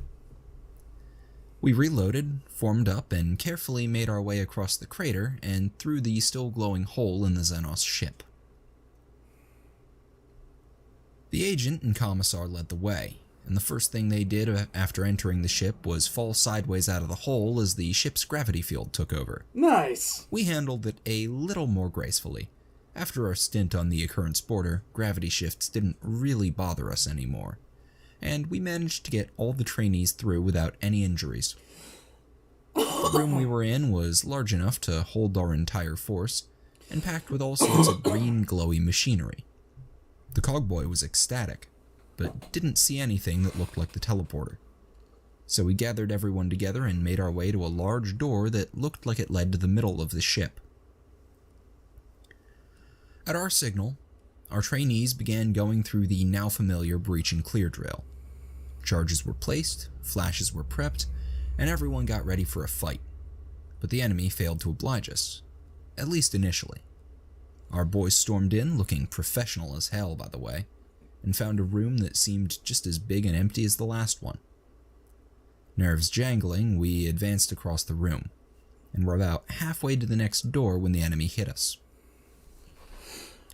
Green beams lanced out of the shadows and cut down a pair of trainees, while the rest of us grabbed cover. Necron warriors. The hostiles that slowly stepped out of the shadows were the metal skeleton things that we'd been expecting when we'd heard the word necrons. After their initial advance, the Xenos stood stock still, ignoring our fire and shooting green lightning from weapons that resembled spiky plasma guns. Their shots sliced across the room in long arcs, burning through armor, flesh, and bone like it wasn't even there. Yes. Luckily, the bulkheads and machinery that filled the room proved more resistant to the green beams, offering us a distinct advantage since the skeletal Xenos didn't appear to understand the basic concept of cover. They don't need to. After the initial surprise Twitch, I choose you! Attack, we poured fire into the Necron warriors. There were only 4 of them and 30 of us, but they were surprisingly sturdy, and by the time we'd worn them down, reinforcements were coming in. Nice. 2 more Necrons stepped out of the far door along with a swarm of scarabs. They just stood there and traded fire with us like the others had, except with scarabs repairing them almost as fast as we could deal damage. It was damn disconcerting watching their wounds sort of flow closed, and some of the recruits began to panic fire. Without the heavy weapons Twitch's squad had brought down, it would have been bad. Took a pair of our single-shot crack missiles to kill him. As soon as the last 2 hostiles were dead, Sarge ordered another advance, which ground to a halt a mere 10 meters into the next room. when another pair of necrons entered through the far door and opened fire. Teleportation! The room was long and thin, with good cover along the sides, but no safe way to move forward. Our guard instinct told us to dig in and trade fire from our superior cover, but the cogboy claimed he could sense more necrons teleporting in somewhere ahead of us, which meant that attrition tactics might not work in the long term. No! The question was whether we were killing them faster than their reinforcements were arriving, and even if we were outpacing them, whether we'd reach the teleporter before we ran out of men or ammo. Hey, Firecrack 101. Firecrack 101 says, "Hey, old man, just passing through today. Can't stay, unfortunately. Gonna have to watch this after I finish work." Well, I know the feeling. I know the feeling of that, bud. You don't get weekends off? Neither do I. I have to go into work tonight as well. Hope everything goes good with the stream this time. It actually is going okay now, besides a hiccup in the first couple of minutes. Ronnie goes, dun dun dun! 82 MPN says, never mind, they have nothing in common with the Gauss effect. Yeah, Gauss rifles never have anything to do with Gauss effect. I don't know why people keep on saying. It's because the word Gauss sounds cool. That's all. While Sarge and the other teams were arguing over whether to risk more aggressive tactics or not, Nubby was back at the entrance to the room, sitting in the best piece of cover available. His attention was evenly split between taking pot shots at the necrons blocking forward progress and visually inspecting the pair of dead necrons near him for anything worth pocketing. The little trooper nearly shit himself when both of the necrons began to slowly pull themselves together and climb to their feet. This is bad! Operating in a blind panic, Nubby sprayed one necron with laser fire, kicked the other between the legs hard enough to knock it across the room, and ran forward screaming like a little girl. Necron nutshot. Only sheer luck kept him from getting hit as he ran through everyone else's line of fire. Sarge looked back when he heard Nubby's screams and swore. Back in the recently vacated room, more of the necrons were reanimating. So no shit, there we were. No shit, there we were. On a crashed xenos spaceship, fighting skeletons made of living metal, and the ones that were behind us were getting back up. That's a bad sign. This was a very bad thing. Yes. If enemy reinforcements were going to keep porting in, and the ones we killed weren't going to stay that way, there was only one real option. We had to push forward and destroy the teleporter before we were overwhelmed. Sarge gave the order to advance by squads, and we all prayed to the Emperor that the Xenos weren't good at switching targets. The trainees were not happy with that order. No.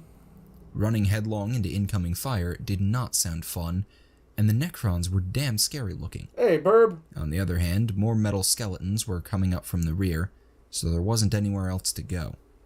They complained, they swore, and then they manned up and advanced, just like proper guardsmen. Yes. Thank you, Slacker. Slacker says, could the Third War of Armageddon have gone the way it did if the entire Black Legion chapter was there? Considering how many Space Marines are in the Black Legion's... Black Templars chapter? Oh yeah. I will say that unequivocally. Oh yeah, it would have gone massively different. The war would have turned... First of all, you'd have the entire Templar fleet there, which would have been easily able to assist in the orbital campaign. But then you have the ground campaign itself, which at that point, the only thing that would have to happen for, you know, pretty much every hive to be defended in total would be the Black Templar to simply deploy and go back into orbit, redeploy, go back into orbit, redeploy. Or just land on the surface in rhinos and just go from city to city clearing out orcs. And they would do it happily, in melee, while screaming. Mr. Reich says, thank you, Slacker. The third war, yes, angry Inquisition noises, 82 MPN. Mr. Reich asks, would you ever consider playing a tabletop role-playing game like Road Trader, Dark Heresy, or Wrath and Glory?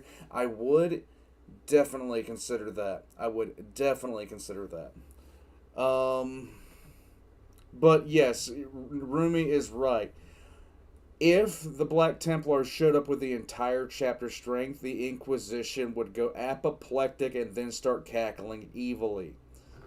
Because they've been trying to prove that the Black Templars are not Codex compliant for several thousand years. It's important to understand that advancing by squads is not the same thing as a reckless charge. It is a precise, difficult maneuver, and it was a damned good thing that we drilled on it, because there were a lot of ways it could have gone horribly wrong. Sarge stood there and barked commands exactly as he'd done during training, ordering one squad to throw grenades, another to lay down fire, and a third to advance to a new position. As soon as the third squad was in cover, the process would repeat. There wasn't any stopping to rest or retrieve the wounded. Everyone had to keep moving and fighting, or the whole thing would fall apart. Some trainees died, others were badly wounded, but to a man they followed their orders and we steadily gained ground. It took a lot of training and discipline to pull off that sort of maneuver, and if anyone from the other team had been watching, it probably would have impressed the shit out of them. They'd have stood there going, "By the Emperor, look how coordinated and professional all those former scribes and clerics are. We were totally wrong about those guardsmen being a bunch of lazy incompetents, and should probably apologize." Maybe. Or at least, they would have, if they and their trainees hadn't been busy holding off the reanimating necrons behind us while we advanced. Yes.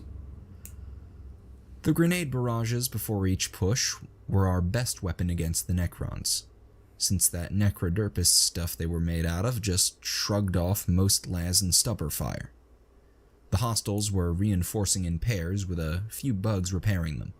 Each barrage would handle the closest pair, and most of our fire would focus on softening up the next two before the process repeated.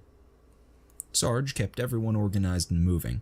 Twitch took pot shots with his remaining crack missiles whenever he had a chance, and Nubby dedicated himself to making sure any downed necrons stayed that way.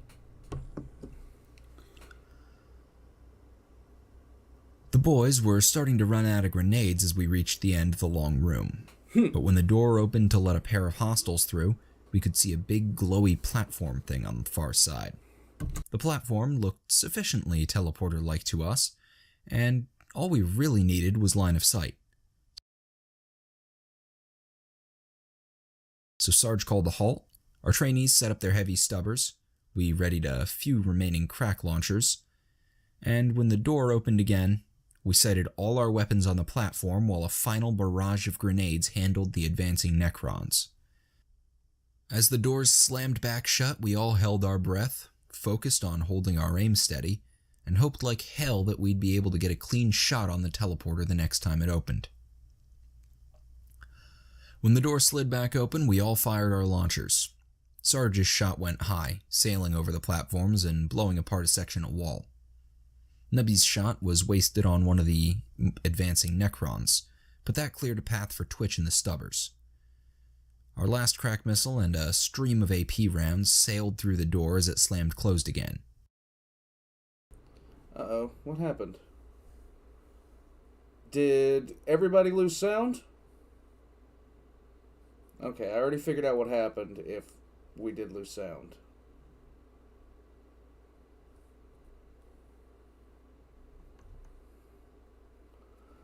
Let's see.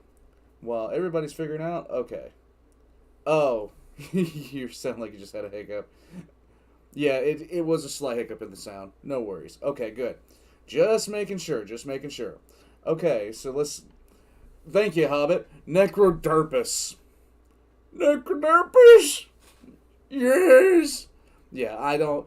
Like, I hit spacebar to kind of pause it and say something, and then, like, I must have hit something on my streaming platform.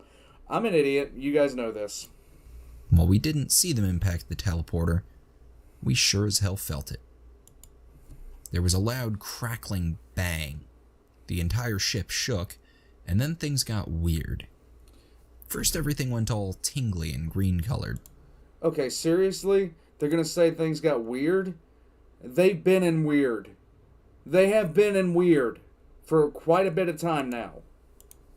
Next, Nubby spotted some of the Necron corpses sort of fading.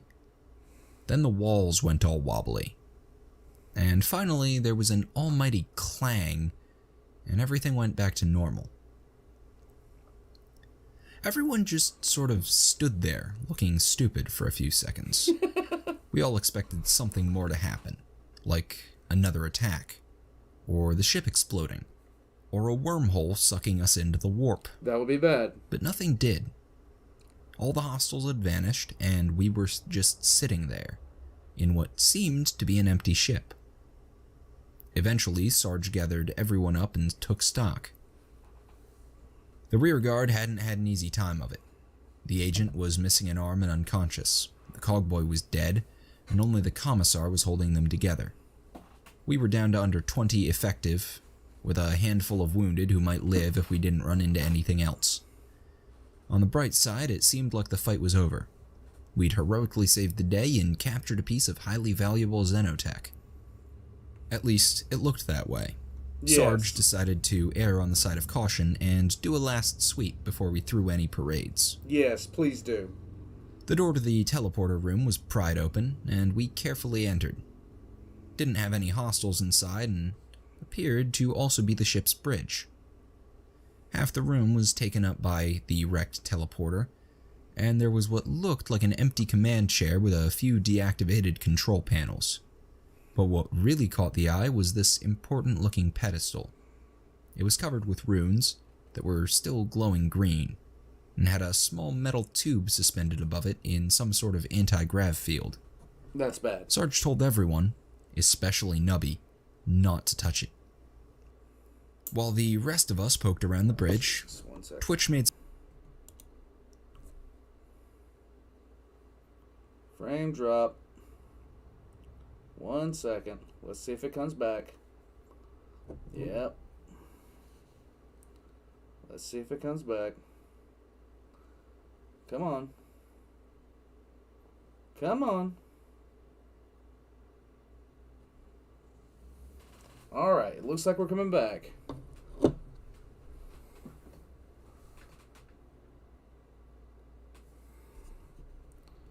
Yeah, 1 second.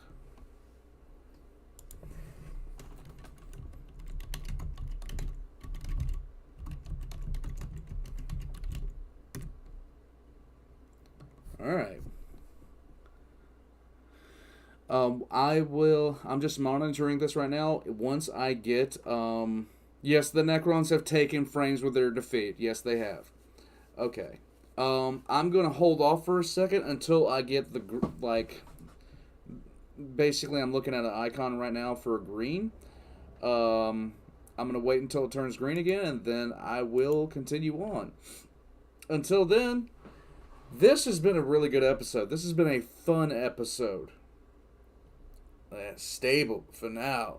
Victory has not quite yet been achieved, though. So we're just going to hold off for a few seconds. I'm going to make sure this thing doesn't continue to drop. Oh, it's dropping. Yes, the servitor is having a stroke. That is exactly what's happening right now. I am dropping around... Yeah, I'm dropping frames like a madman. I am definitely dropping frames like a madman. Alright, let's just hold off for a few seconds and see. It is transmitting okay, but I'm showing no data being received. Yes! X in the chat, the Emperor will provide the frames! Thank you, Hobbit. Thank you. Oh, God.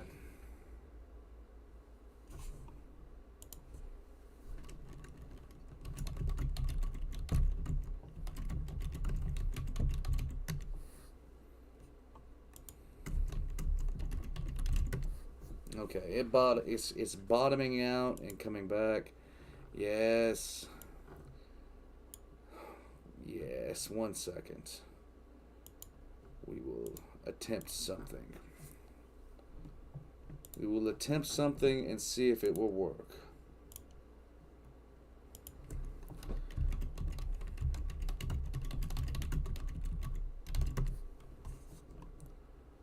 One second. Now let's see.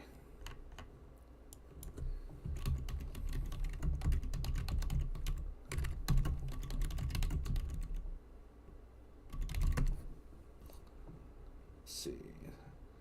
There we go. Okay, one second. We're going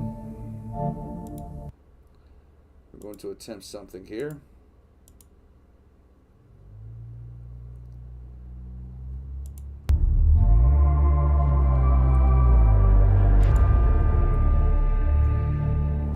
Yes, I think this might work.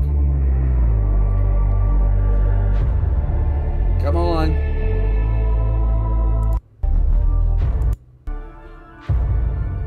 Yes. Okay, this isn't what I thought it was. The machine spirit is displeased. One second, guys. We're gonna find the right one. We are going to find the right one.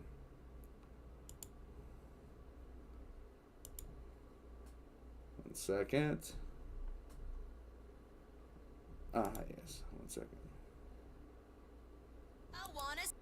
No, that's definitely not it. That is definitely not it. I would attempt to summon Grimaldus. I will attempt to summon Grimaldus. Okay. Has anybody had any significant delays or problems? Because it looks like I'm still dropping a lot of frames here. But let's... if you are not having problems right now, X is in the chat, okay? It looks like the stream Jesus, what in the world? Come on, it keeps on bouncing back and forth. And there it goes. It completely and totally reset. Alright. Nick Fulton, I bulge mechanized. Yes. Yes. Thank you, Nick. Aquila. Thank you, Aquila. In the name of the Omnissiah machine spirits, lend me thy frames. Yes. Okay, we're back. We're back. It looks like we're coming back. It looks like we're coming back. Mr. Reich asked, old man, has anyone ever told you like ordinary sausage? What? Explain that statement. Alright, it looks like it is back on. There we go. Okay. Alright, it looks like we're back on. I'm just on a very, very heavy delay. That's what looks like is happening right now. I'm going to monitor this and make sure I'll be able to tell. I did not have the thing up because everything was going fine, so I'm gonna go ahead and restart, and hopefully we won't have any more problems. But we are now on a massive delay. I'm talking about a 3-minute delay because of all the drop frames, but everything looks to be stable right now, so I'm gonna go ahead and hit play, and here we go. Some field repairs to our least damaged Vox pack. It didn't take long. Say what you will about those green beam weapons. You know, they don't do much collapse. I'm going to back up to right about 42 minutes in. There we go.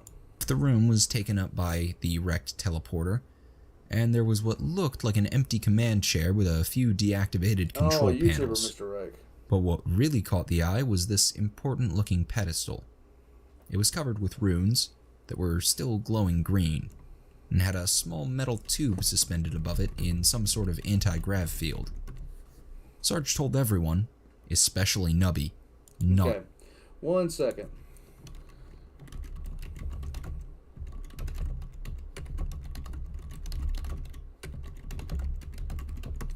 There we go.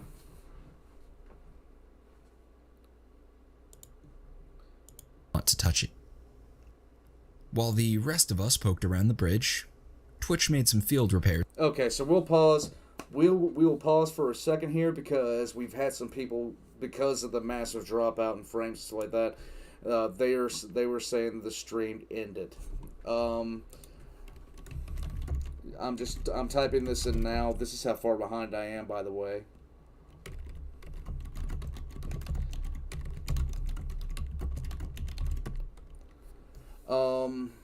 Okay, just I'm gonna make sure that everybody's back in. Make sure everybody's back in and fine. That was an extremely bad one. So I'm just trying to make sure that everything's back and everything's good. I will have to trim this out, just like last time. Mr. Reich says my brain is in pain and I'm convulsing irregularly. I'm sorry, bro. Okay, there we go. It looks like it just refreshed again. Okay, so you're back in. So I'm gonna go ahead and put this. I'm gonna go ahead and just type this in so if people see it. Okay. So, stream hiccups. It says it's ended. Just refresh the stream. Yeah, the delay is very, very trippy right now, and it's because I have like in that brief period of time, I lost 3.6% of all frames that I've filmed in this. So basically, it's oh come on, do not start this again. So let's go. Here's to our least damaged Vox. It didn't take long. Say what you will about those green beam weapons. They don't do much collateral damage. The first thing Doc asked, and it is just going back and forth. It just hates my life right now. Yeah, it's more of probably a 45-second delay, and it's going to get longer now. Why is it doing this? I do not know. God, this is so frustrating.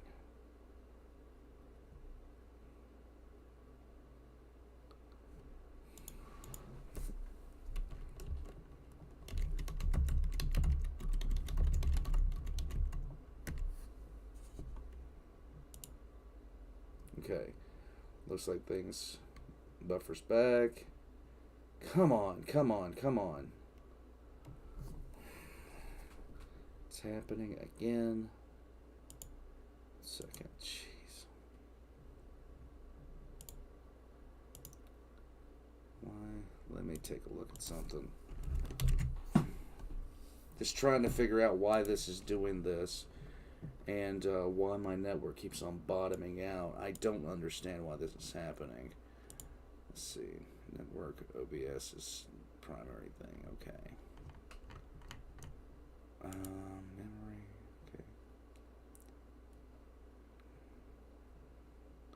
Just checking through some stuff right now, guys. Yeah. Scrap. This is definitely scrap code. I am not sure why it keeps on bottoming out like this. And it does it at random times. I just don't understand why it just randomly just goes boom. This might either be YouTube or it might be any combination of things right now. I just really don't understand why this is being like this. Alright. It does look like that it is transmitting now, but it's just being a pain. Let's see.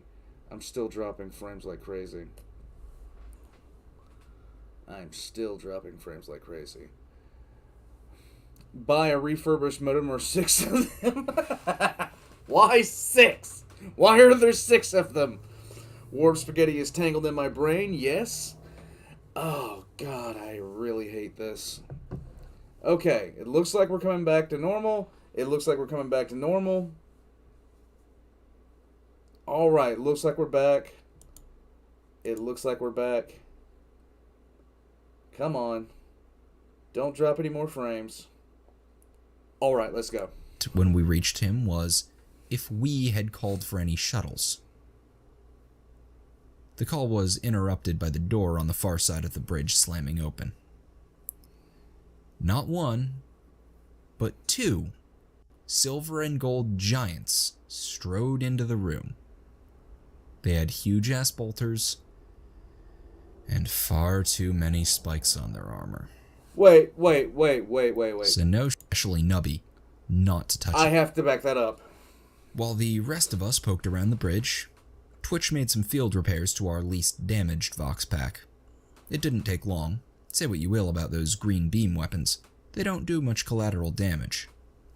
The first thing Doc asked when we reached him was if we had called for any shuttles. The call was interrupted by the door on the far side of the bridge slamming open. Not one, but two silver and gold giants strode into the room. They had huge-ass bolters and far too many spikes on their armor. Why? So no shit, there we were. No shit, there we were. Standing on the bridge of an alien vessel, staring slack-jawed at a pair of Chaos Space Marines. Nice. Both of whom seemed just as surprised as we were to find anyone else here. Everyone held very, very still and waited for someone to make the first move. We had them heavily outnumbered, and they had us heavily outclassed. Yes. If this turned into a fight, it was going to be a bloodbath. And Crispy isn't there. The staring contest stretched a little longer, and our nerve began to crack. Sarge carefully stepped forward and, nonchalantly as possible, asked the Marines if we could help them with anything. This just got more blank stares and an awkward cough from Nubby, until a third figure entered the room. The two Marines stepped aside to reveal what was obviously a heretic, who, after a fit of buzzing and giggling, told us that yes, we could indeed help them. Now, most any tech priest looks sinister. Yes. But the difference between an ugly cogboy and a full-blown heretic is damned noticeable. Aside from all the metal tentacles, eerie lights, dripping thingies, and pointy bits, this one practically radiated insanity. This is not a good The second I sign. saw him, it was obvious that this guy wasn't just fucking nuts. Oh, God. Nick Fulton says, Eyeballs Mechanized 2 Electric Boogaloo, now in stores. Thank you, Nick. Thank you, Slacker. I thought Iron Warriors hated chaos. They do, and it depends on the writer in a lot of cases. They do not want mutation in the Legion. That is the biggest thing. And they're not exactly the first ones to sign up sorcerers. That's really what it boils down to. Wow. He was also bolts, screws, rivets, and those metal clampy dealies you use on the prefab field buildings. Yeah, he's pretty much gone. In a voice that seemed to be stuck looping between 5 different settings, and in between bouts of hysterical giggling, the heretic demanded the device. No real clarification was needed. He wasn't just staring at the cube on the pedestal. His eyes had actually extended out of his head on little mechadendrites. Oh, Sarge, come mind on. racing, stalled for time by asking the crazy metal man what the cube was and why we should hand it over. This triggered an exasperated groan from both Marines as the heretic launched into a rambling monologue. Oh, God. The question had mostly been a stalling tactic, while Sarge tried to figure out a way to get us out of this alive. Is this Pie Brain from Warhams? But mixed in with all the insane chatter, there were a few very important things. Chaos Pie Brain. Firstly, the device was a device for devising devices. Secondly, it belonged to the heretic. What? My head just... Okay. Tech because he'd inerted the inertia and unphased the phaser. And finally, he would make us into meat puppets if we didn't give it to him. We translated all this as, I am crazy, evil, easily distracted, and far more concerned with that box than you. Yeah. Sarge considered the situation. The good news was that the heretic wanted the box so bad he might be willing to cut a deal. The bad news was that he had to have a ship of some sort in orbit, and would inevitably try to kill us the moment his box was safe. This is true. Sarge's assets consisted of a bunch of exhausted trainees, a paranoid, a cretin, and a still active Vox link to Doc. He did not want to fight a pair of traitor marines, not to mention a heretic, or a bloody warp ship. He wanted to live through the next few minutes and screw the other guys over before they screwed him over. Thinking fast, he shoved Nubby forward and told them to make a deal, then waved Twitch over and tried to nonchalantly stand in front of the pedestal. The negotiations would have been funny if the situation weren't so serious. Yeah. One party was a cretinous little sneak, telling outrageous lies and trying to figure out how to make a profit on this. Nubby. While the other was completely insane and had no concept of what normal people wanted. The two Marines began to look incredibly annoyed, at least insofar as a giant pile of ceramite and spikes can look anything other than murderous. True. We got the distinct impression that if things dragged on much longer, they'd stop waiting for the heretic's word to attack.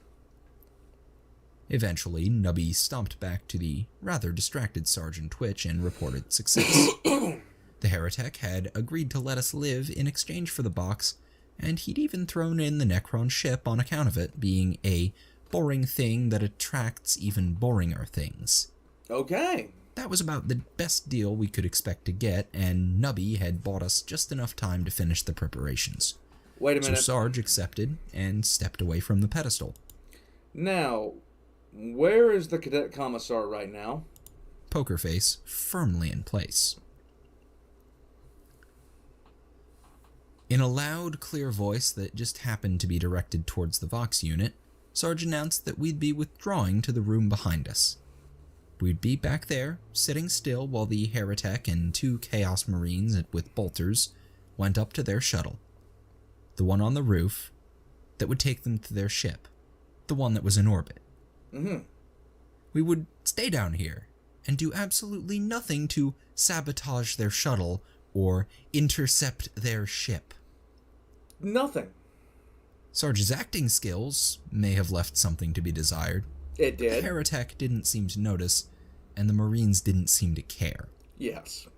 He also somehow managed to fool the commissar, since the idiot accused us all of heresy, and might have caused serious trouble if Nubby hadn't come up behind him and kicked him very firmly between the legs. The second kick was probably uncalled for, It and was. the third definitely was. But no one said anything. We were all busy slowly backing out of the room while watching the Marines. Nubby has redeemed himself. Our retreat had taken us almost all the way to the door when the heretic told us to stop. Hearts racing, we all froze and watched as his mechadendrites shot out and ripped the cleverly concealed explosives off the box and pedestals. The crazy cogboy made a comment about not needing any more explosives, thanked us for the thought, and tossed the deck packs to Twitch, who nearly fumbled them in his surprise. Okay. We all kept backing up and tried not to let our disappointment show. This was apparently not a problem we could solve with the deck packs. At least not immediately. Once the door was closed, and we were sure no angry traitor Marines were coming after us,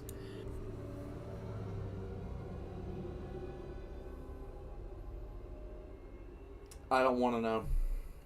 we all turned and ran for the exit. Except for the commissar, that is. He was being dragged between two other trainees.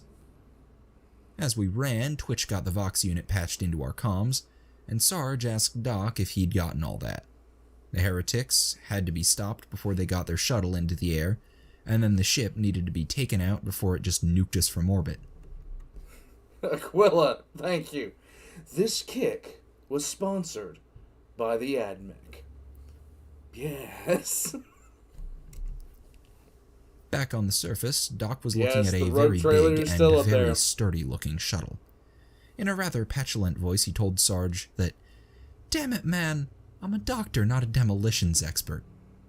Twitch unhelpfully reminded everyone that he was a demolitions expert, but had been forced to trade places and hike all the way down here. Sarge told him to be quiet unless he had something useful to say. Doc was in a bind. The rest of us were coming up through the bunker as quickly as possible, but the heretics would probably reach their shuttle first. He had to figure out a way to cripple their shuttle or delay the enemies long enough for the rest of us to arrive. He didn't have much to work with. The heretics' shuttle had destroyed our flyers as it landed, and the only anti-armor munitions that hadn't been in them had been used in breaching the Necron ship. Yes. All Doc had was a handful of wounded troopers, a few lasguns and chainswords, a semi-conscious cutter, and a crate of medical supplies. A big crate of medical supplies. A big crate of military-grade medical supplies. Thinking fast and abandoning all medical ethics, Doc started digging into the crate and planning one hell of an ambush. What? Oh no. While Doc was working on the shuttle problem, Sarge was trying to have a Vox conversation while running. He'd managed to contact the rogue trader who'd helped us set up the whole kidnapping thing, but he was running into problems. The trader had maneuvered his ship to our general side of the planet, but while he'd have been happy to lend us some orbital fire support in exchange for a bit of Inquisitorial goodwill, getting in a fight with another warp ship was entirely different matters.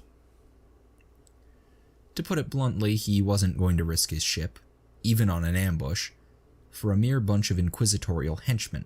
He needed some sort of motivation. Let's give him motivation. Sarge didn't have time or breath to spare arguing with the trader. We needed the man's help. There were no other ships close enough, or well-armed enough, to stop the heretics' vessel.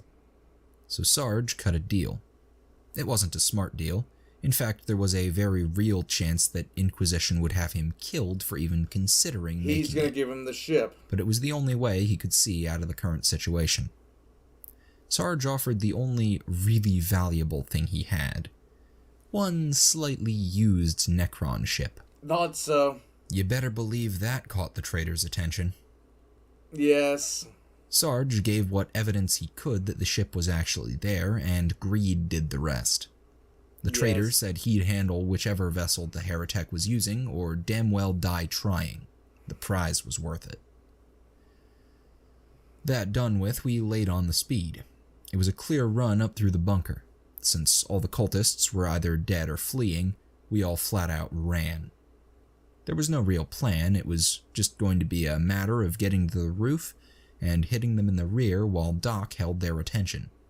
No finesse, no trickery, just the biggest sucker punch we could manage. Yes. We either made amazing time or the heretic had taken a while getting the box off the pedestal. I go for option 2 on that. There right as Doc's ambush hit them. Let me tell you, that was really something to see.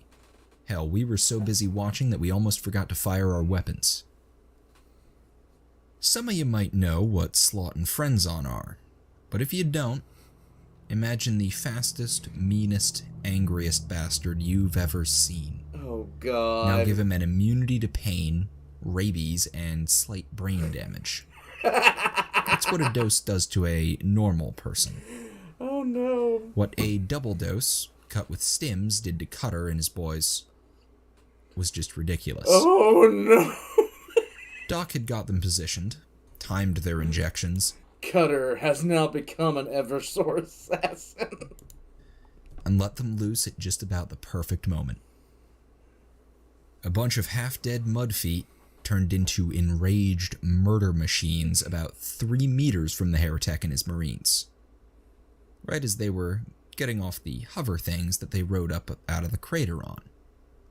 The fight was too fast to follow.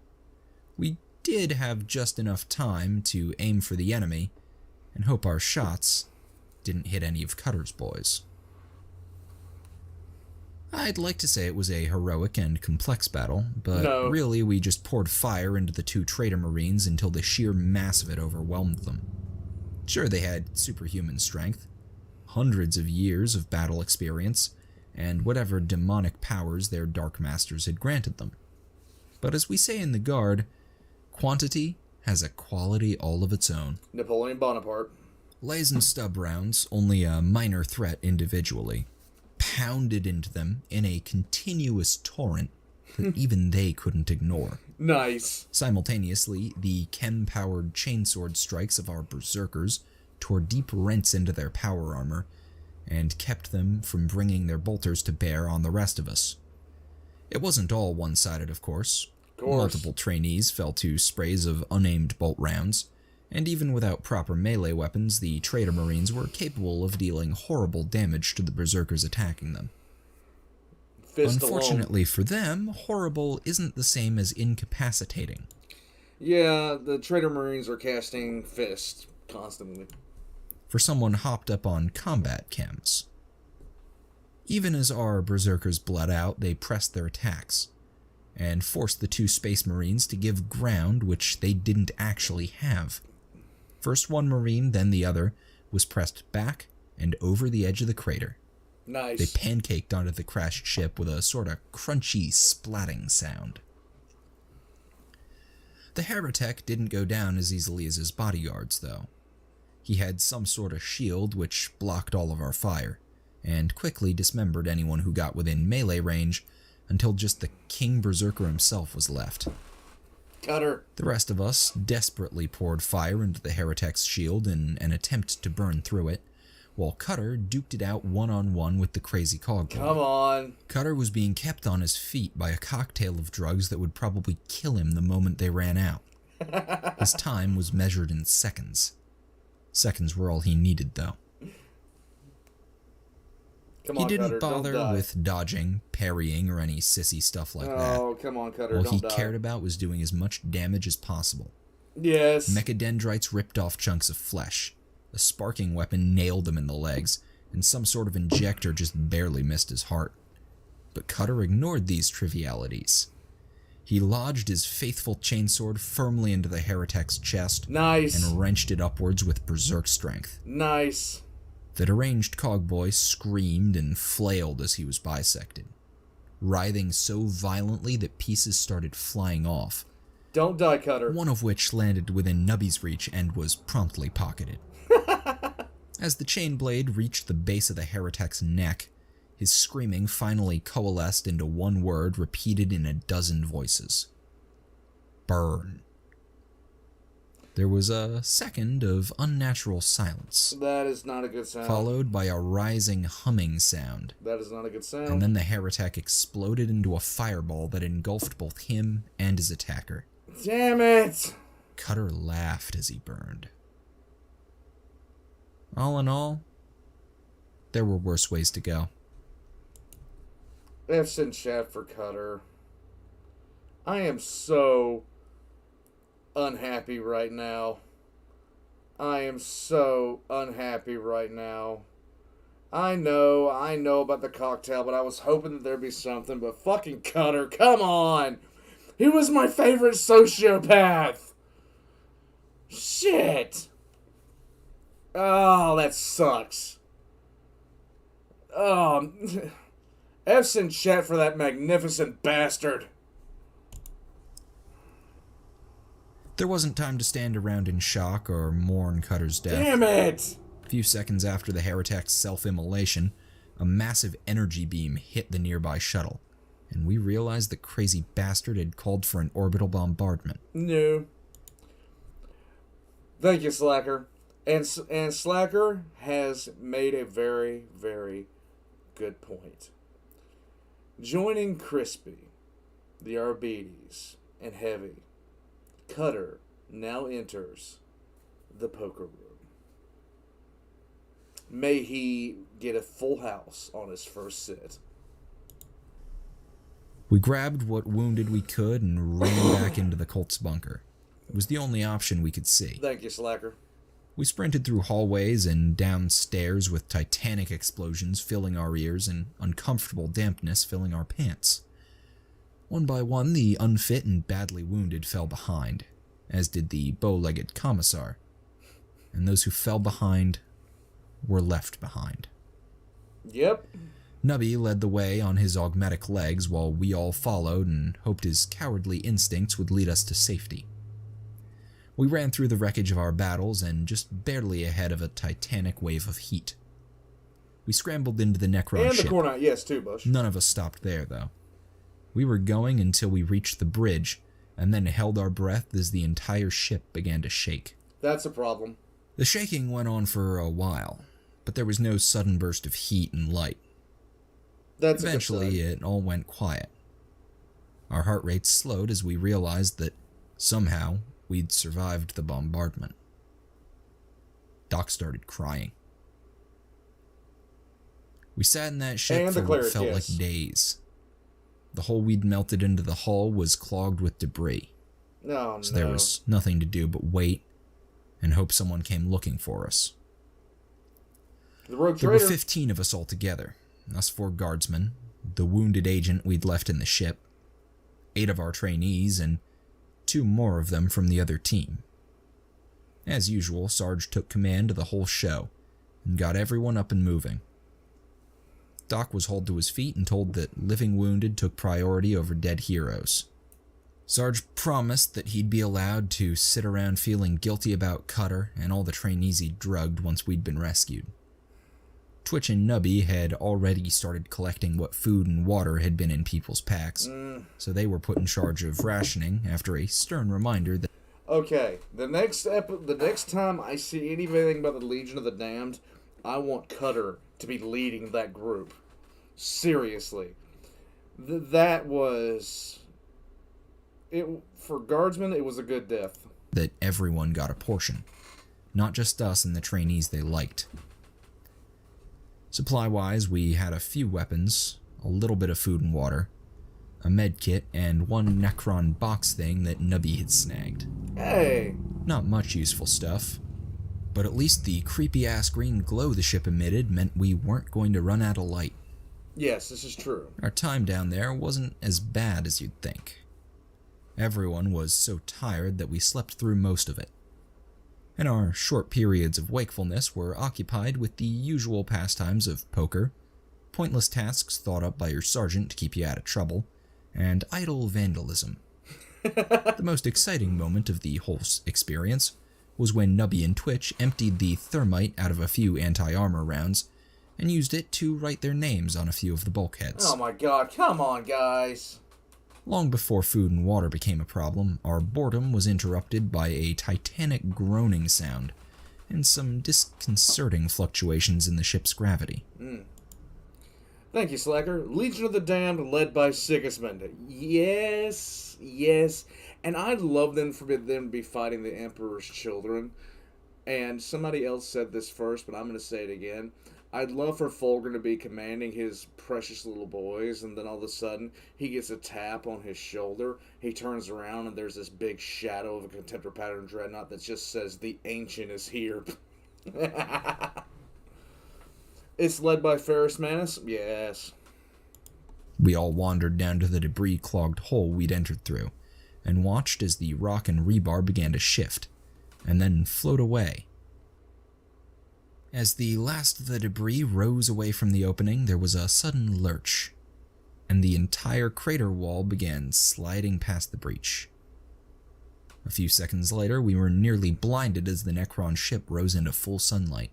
The ship's ascent slowed to a stop as it reached the top of the crater, revealing a blasted hellscape where the cult's facility had been. All things considered, we thought it looked absolutely beautiful, and stood there basking in the sunlight and thanking the Emperor for our rescue, until a broad-shouldered man in a tricorn hat and a gaudy coat climbed up onto the edge of the hole and told us to get the hell off his ship. Apparently he was a very busy man with things to do and xenotech experts to see. The traitor was nice enough to call us a ride before he tractored up the Necron ship and headed out system at his vessel's top speed. He seemed to think that we might change our minds now that we were no longer being bombarded, and wanted to be far away before any Inquisition fleets showed up. That'd be a few PDF idea. flyers picked us all up and... But then again, why would he just sell it to the Inquisition at that point? dropped us off at our But a rogue trader is going to be a rogue trader. training base, where the administrator and surgeon were waiting on the pad. Doc handed the one-armed agent and the injured trainees over to the surgeon, while the rest explained the whole bloody mess to the admin and asked him to get started on a report for the interrogator. Then we went and got drunk. Yes.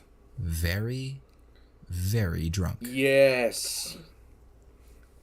Training was over after that. The few recruits that had survived were officially Inquisitorial agents as far as we were concerned. We all just sort of lounged around, reminisced about Cutter, and speculated about what the interrogator and Oak would say when they saw how many trainees we had left.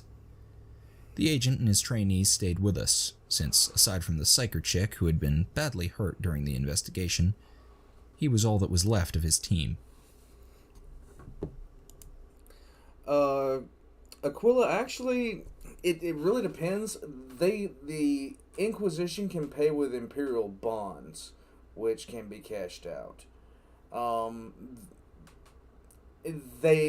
Some of the more direct Inquisitors will use the fact that they're in the Inquisition to kind of coerce people to do what they want them to do and demand it at point of "you heretic," but the less assholish ones, and I know I'm talking about Inquisitors saying less assholish ones, they will actually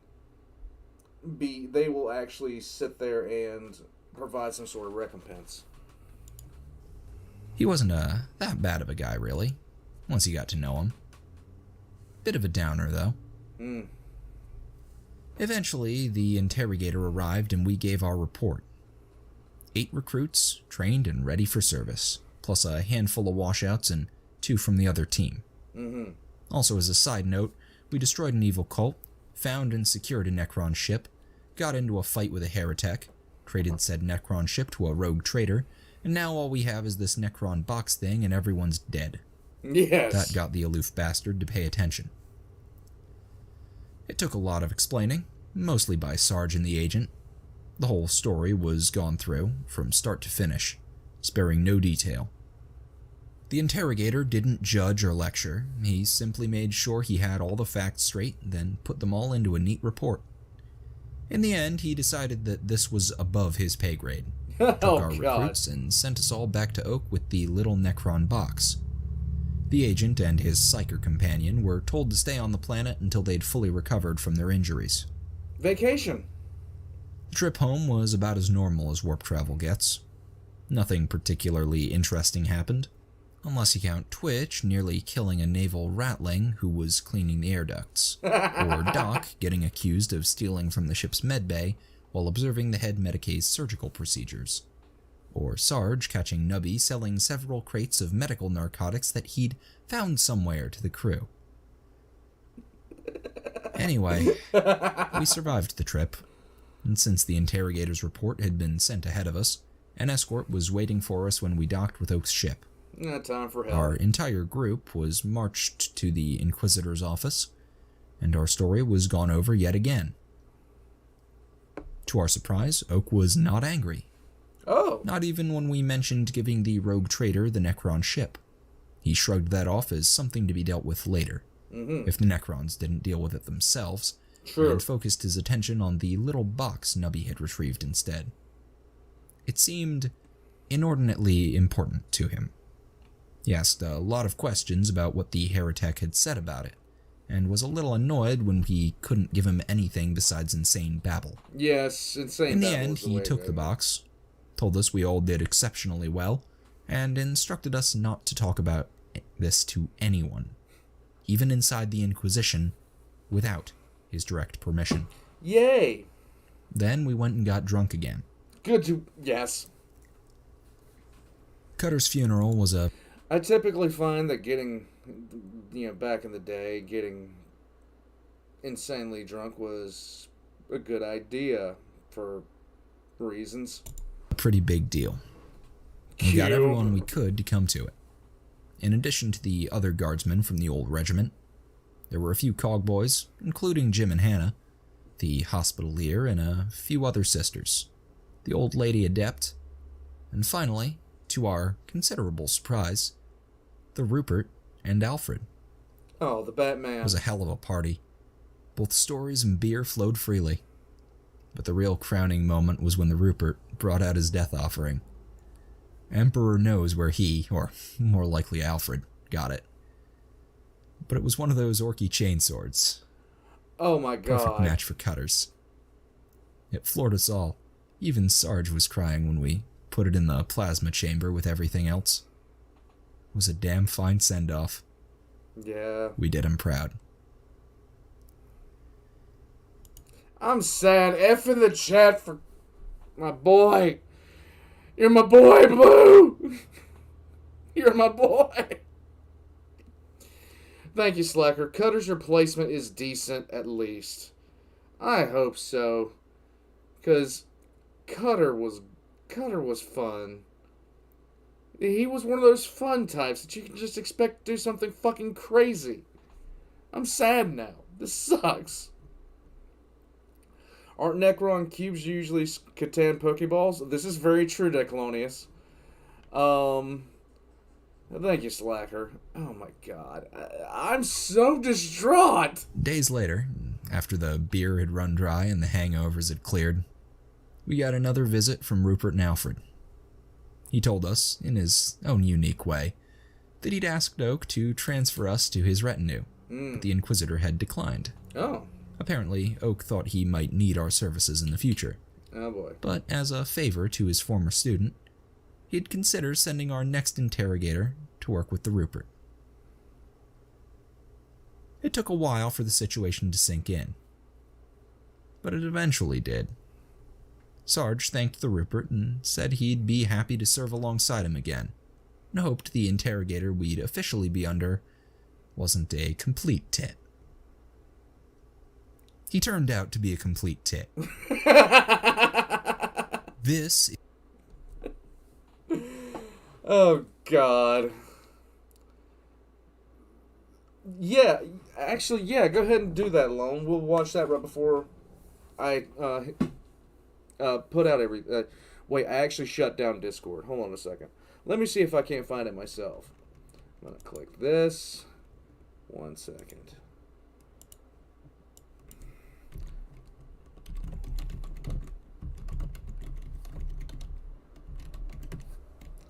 Let me see. An all Guardsmen tribute? Is that what it's called? Oh, okay, hold on. Let me make sure. Okay, here we go. I do not know if I can play this because of the song in it. I do not know if I can play this because of the song in it. But I will... You know what? I'll tell you what. I will check that out, and I'll upload it for tomorrow, okay? But... Let's see. I'll check that out and upload it tomorrow, because I don't know, because I could wind up with this entire thing struck because of that. But we'll see. Alright, so this is so freaking sad. It just makes me so sad. Oh, it's minor spoilers? Okay, thank you, Mr. Reg. Thank you.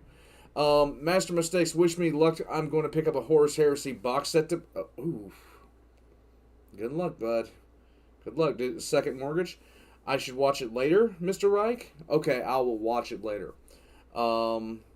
Rumi Garcia, Game Master, is a student of Martin. J.R.R. Martin, yep.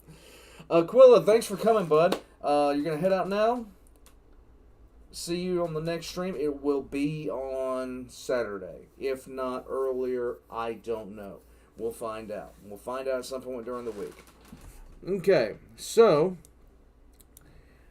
I'm glad you all could join me. This was fun. I am sad because Cutter is gone, and I don't have a raving lunatic waving around a chainsword anymore. Phalia says, "Could you feed a Catan shard to Big E, and what do you think would happen?" No. No. I think it would be absolutely disastrous. Alright, so, I am going to go directly from this to sleep because I'm a very tired old man. But thank you guys for joining me. This was fun. I'm sorry about the hiccups. I know there's nothing I can really do about them, but it is what it is. You know, you have to do what you got to do. And yes, Super Saiyan Diclonius, we're gonna miss Cutter. We're all gonna miss Cutter because, like Diclonius says, he was a mortal Sigismund. I hope you guys had fun, and I'll see you guys next time. I might not have a video out on Monday. I don't know yet. We'll have to see. It'll depend on whoa, what happened there? Okay. It'll depend on if I'm able to it'll depend on if I'm able to get out of work early or not. I don't know yet. But we'll find out. I'll catch you guys next time. And now I hit buttons.